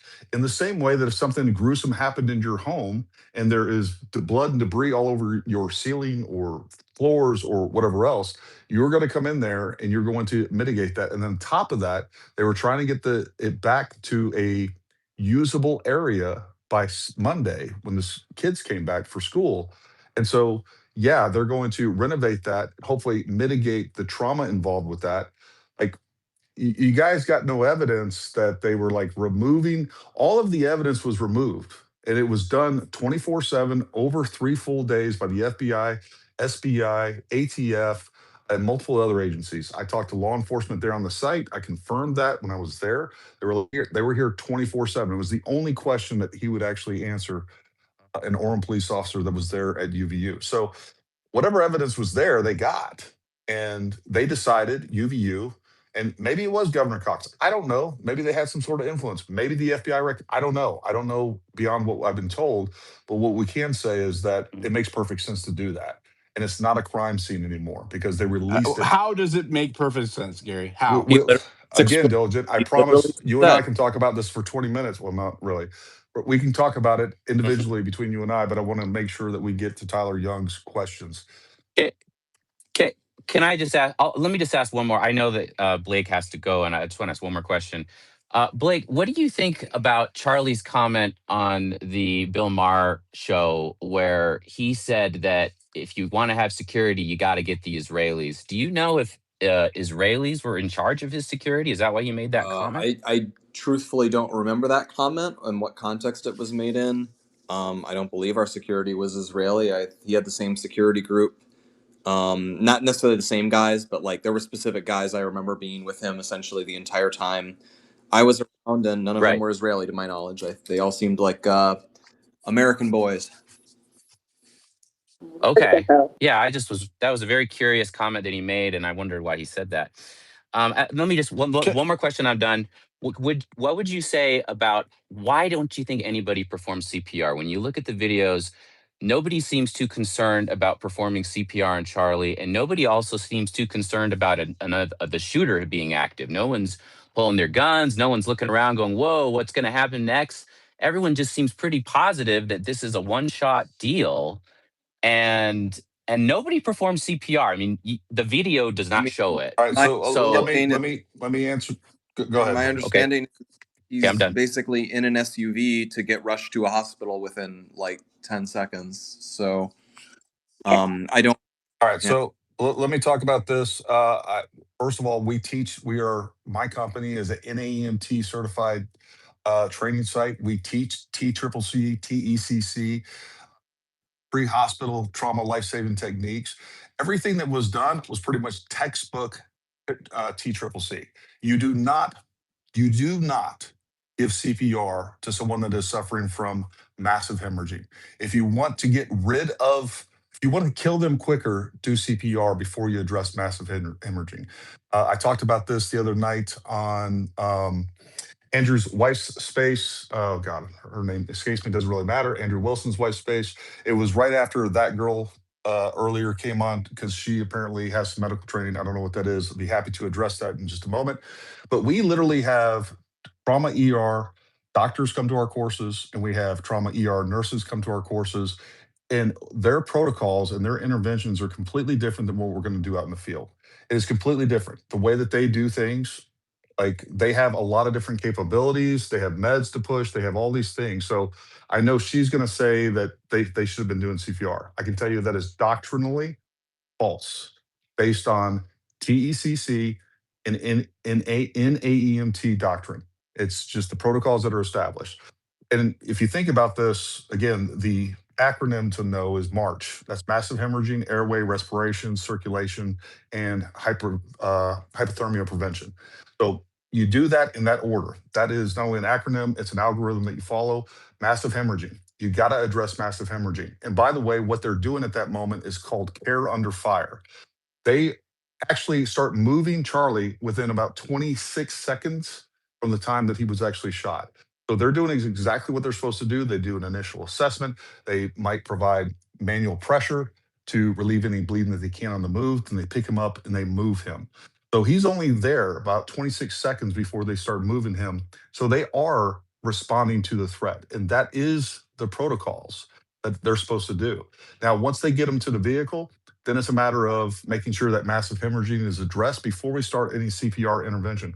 So we have MARCH, massive hemorrhaging, airway. And airway is just making sure that the airway is not blocked with any debris or anything else, the tongue, Copenhagen, whatever it happens to be. R is respirations, and that's still not introduced in CPR. What that is making sure that if there's any chest injuries that you put chest seals on it. And then C, circulation, that is where you start worrying about CPR. And so the reason being is the one thing that gets oxygen through your body is blood. You can put all the air you want in somebody's lungs and you can make their heart pump. But if all that blood that is keeping you alive is going outside the body, then what the heck are you doing? So this is just factually, doctrinally, And nationally, this is recognized by SOCOM. This is not like everybody does it. So I understand that there may be medical professionals that aren't aware of this because I train them all the time. Where again, they're like, that's not how we would do this. Yeah, I know, but we're out here in the field. We're doing what we call ditch medicine, not hospital interventions, where you have a lot more capabilities and probably quite frankly, even some of the things they do in there can be outdated. I've seen that. So, anyways, the point is how you're going to treat a casualty. Care under fire and the protocols and interventions for that are very different from anything that you're going to do inside a hospital. Does that answer your question, Tyler Young? Oh, yeah, that was a great answer. Thanks, Gary. I gave you a follow. Thanks for letting. Yeah, no worries. All right, Diligent, you're up, man. Let's go. I have 3.5 questions for you, All Blake. right, this is the last one I can do, by the way. Then I got to head out. Okay. So I got dropped down last time when I was in the middle of the question. The first time I talked to you, you said you spent the night in Orem. You stayed at a hotel. You may have left the hotel once for food. Yeah, I'm but now you're saying you were in Salt Lake. So you're no, good. I'm not. Now I'm saying I don't know the exact context, but my guess is someone said like, "Did you stay in Orem that night?" And I interpreted it as, "Did you stay in Utah that night?" as opposed to returning to Phoenix, where I live. And I stayed in Utah that night, and I stayed basically in the same place everyone else stayed. We were all in, to my knowledge, the same hotel, and it was, I think, in Salt Lake. What hotel was it? I don't remember. Hey, Diligent. Okay. The prompt is the prompt. This is not here to interrogate. I'm just asking for. I have very specific I understand. questions. Again, the specific questions and answers that we need to stick to, so we It's can about get through September this. the 10th, right? I don't mind. I'm not asking him for his last report. Hold on. The specific things we're going to address is either why is Tyler Robinson innocent, or what did we learn from the preliminary so I'm going to hearing? move on to my next one. So I interviewed employees in Panguitch at Cowboys Steakhouse, and they put Tyler Robinson at the steakhouse between 8:55 and 9:47 p.m. And that makes it impossible for him to be texting Lance Twiggs saying that I have been here for 3 hours watching the canine units, waiting for this officer to leave, and also get stopped by an officer at 12:30 a.m. And let me just say this week, right? Very, very soon, there's going to be conclusive evidence released that proves that he was there. So my question to you is one, tune in tomorrow. Have you seen the post up in the Jumbotron of the interview that IDs Tyler Robinson in Panguitch until 9:47 p.m.? Blake? The what? There is a video of an interview with a worker, right? Up in the Jumbotron. The worker is telling us that Tyler Robinson. You mean an anonymous guy with a T-shirt? Not a. Why are you interrupting me, Mitch? All right. Why are you interrupting me? Nobody interrupt Diligent except for me or Blake. Yeah. So there is a worker. Actually, there are two workers at Mormons at a family diner, right? That 100% positively ID'd Tyler Robinson at their steakhouse that night at 9:47 p.m. from 8:55 to 9:47. Let me ask you a question in regard to that. So you're not going to let him answer? No, I'm running the space, and I want to know a question of you, and that is, why didn't the defense present this alibi? That's a very good question, Paramount. You should ask them. Okay, and then also on top of this, why every time that we get information from you guys, it's an anonymous source with unverifiable information? How is it anonymous source? Can you call and ask them if I was there? I don't care whether you were I supplied photos, videos, images, a selfie. What you didn't provide was need? evidence. What you didn't provide was evidence. Oh, well. What did I say? Did you listen carefully to what I started with? Oh, I did. How much more do you need to see that Tyler Robinson is guilty? We got DNA evidence. We got surveillance footage. We You're have multiple changing the confessions. subject No, instead I'm of saying letting Blake answer the if question. Go ahead, no deflect. Go ahead. evidence, you have no evidence of that actually taking place. So Why not?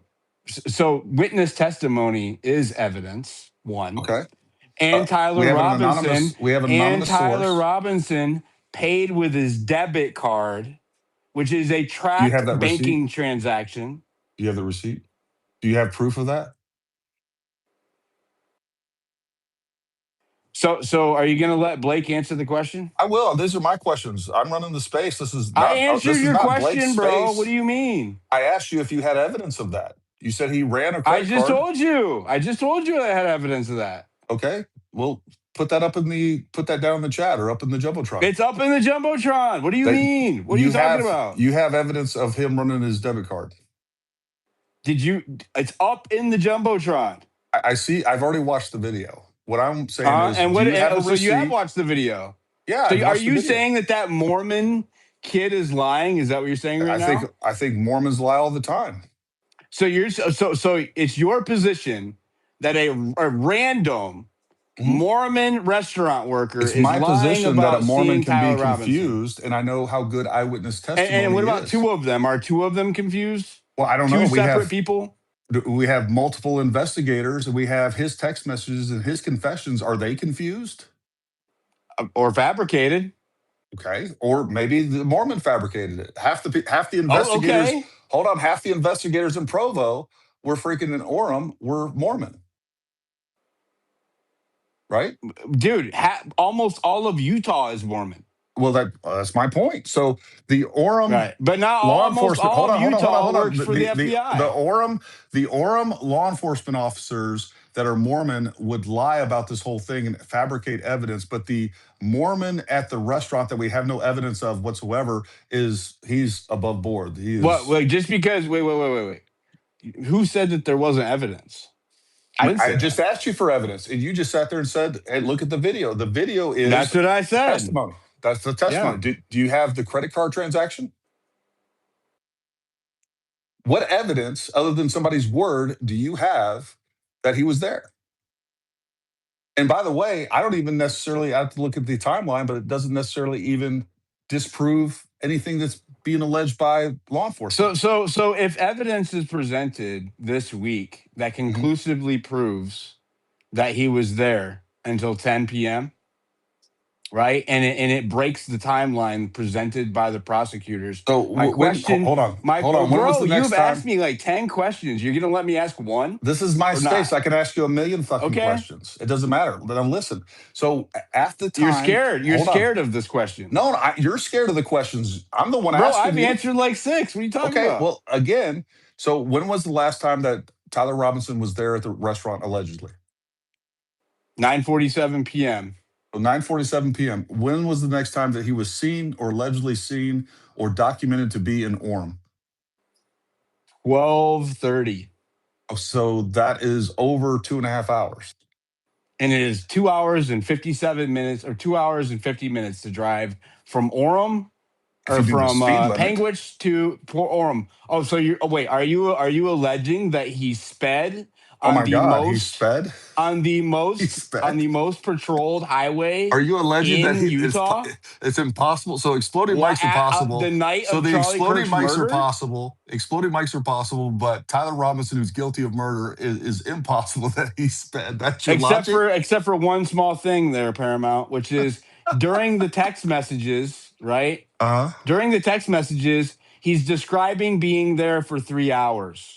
In the text messages. I'll read it to you if you would like. So how can he be sitting there for 3 hours if he's in Panguitch? I don't know. I have to look at the exact timeline and look at the text messages. So now can you answer my question? Yeah, go ahead. So if we prove conclusively that Tyler Robinson could not have been in Orem that night, that the text messages are fabricated, right? Are you going to start searching for the real killer with the same vigor that you are defending the narrative that you are now. You asking How me is or there Blake? any evidence that the text messages are fabricated? They were taken directly off his phone. Because he can't be in two places at once. Well, what Could if he he just just be lied? What if lying to he Lance? just lied about being there for 3 hours?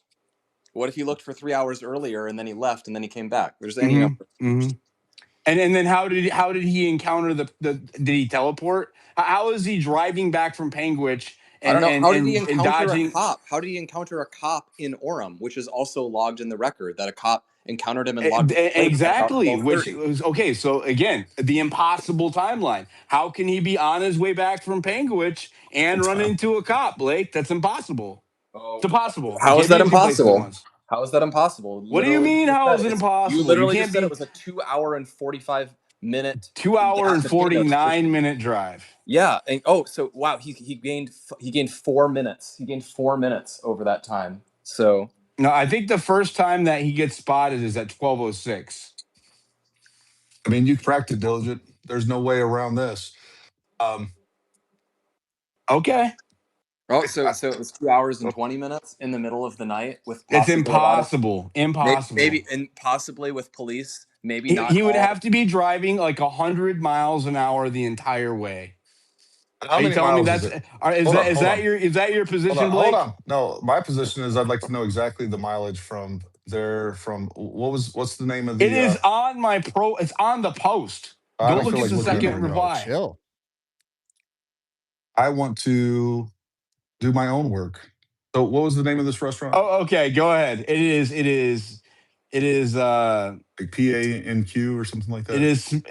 What's that? It's Cowboys Smokehouse in Cowboys Panguitch. Smokehouse. Okay. Cowboys Smokehouse. And then just put in UVU.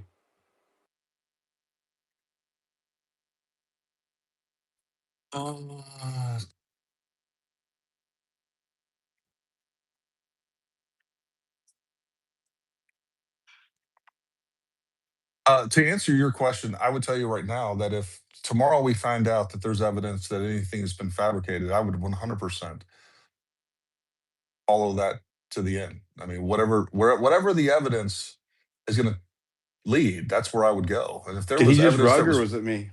What's that? Oh, you cut out for a second. Oh, sorry. So if you wait, so I have your commitment that if we find out tomorrow that these text messages or later this week that these text messages are fabricated, that you and Blake Neff are committed to seeking out the truth of why that's the case. I mean, I've always been committed to seeking out the truth. I mean, the problem is I don't think that you guys you looked have. up the time and then you shifted gears there real quick, Gary. I'm still looking why it is up. that? I'm still looking it up. What are you talking about? I started. I mean, no offense, Diligent, but you're the guy who you guys have been freaking harassing us about freaking SUV rentals. Like, you have a lot of. I've never harassed any one of you. Yeah, you have. You've harassed us this night. Give me one example. Paramount, this was already the owner called the FBI, submitted to the FBI the credit card number of the person who paid. Even the owner wasn't there the night that Tyler Robinson was. Two employees were. Even the employee in the video says, "I think it's him." No, he said 100% certainty. But they don't have confirmation. There is surveillance footage above the cashier. All of this there is no surveillance footage that was installed. To the media reports, that was installed afterwards. I have the entire interaction with the owner and the workers all recorded, so you can try to run your shit all you want. Listen, Diligent. You're the biggest problem talking to you. Reading from the media reports. The biggest problem talking. Why is Mitch interrupting, Paramount? Mitch, stop interrupting. It was quiet, so I Diligent. Listen. The problem with talking to you is you talk over people and you think the louder you get, the righter you are. That's not how this works. Bro, I'm not being any louder. Right now, you're interrupting me. I'm trying not to interrupt you, but this is always the issue talking with you about anything.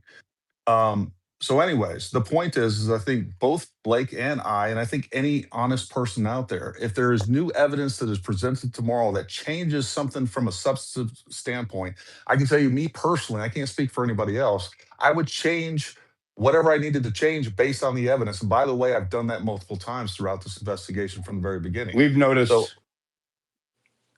you've noticed what?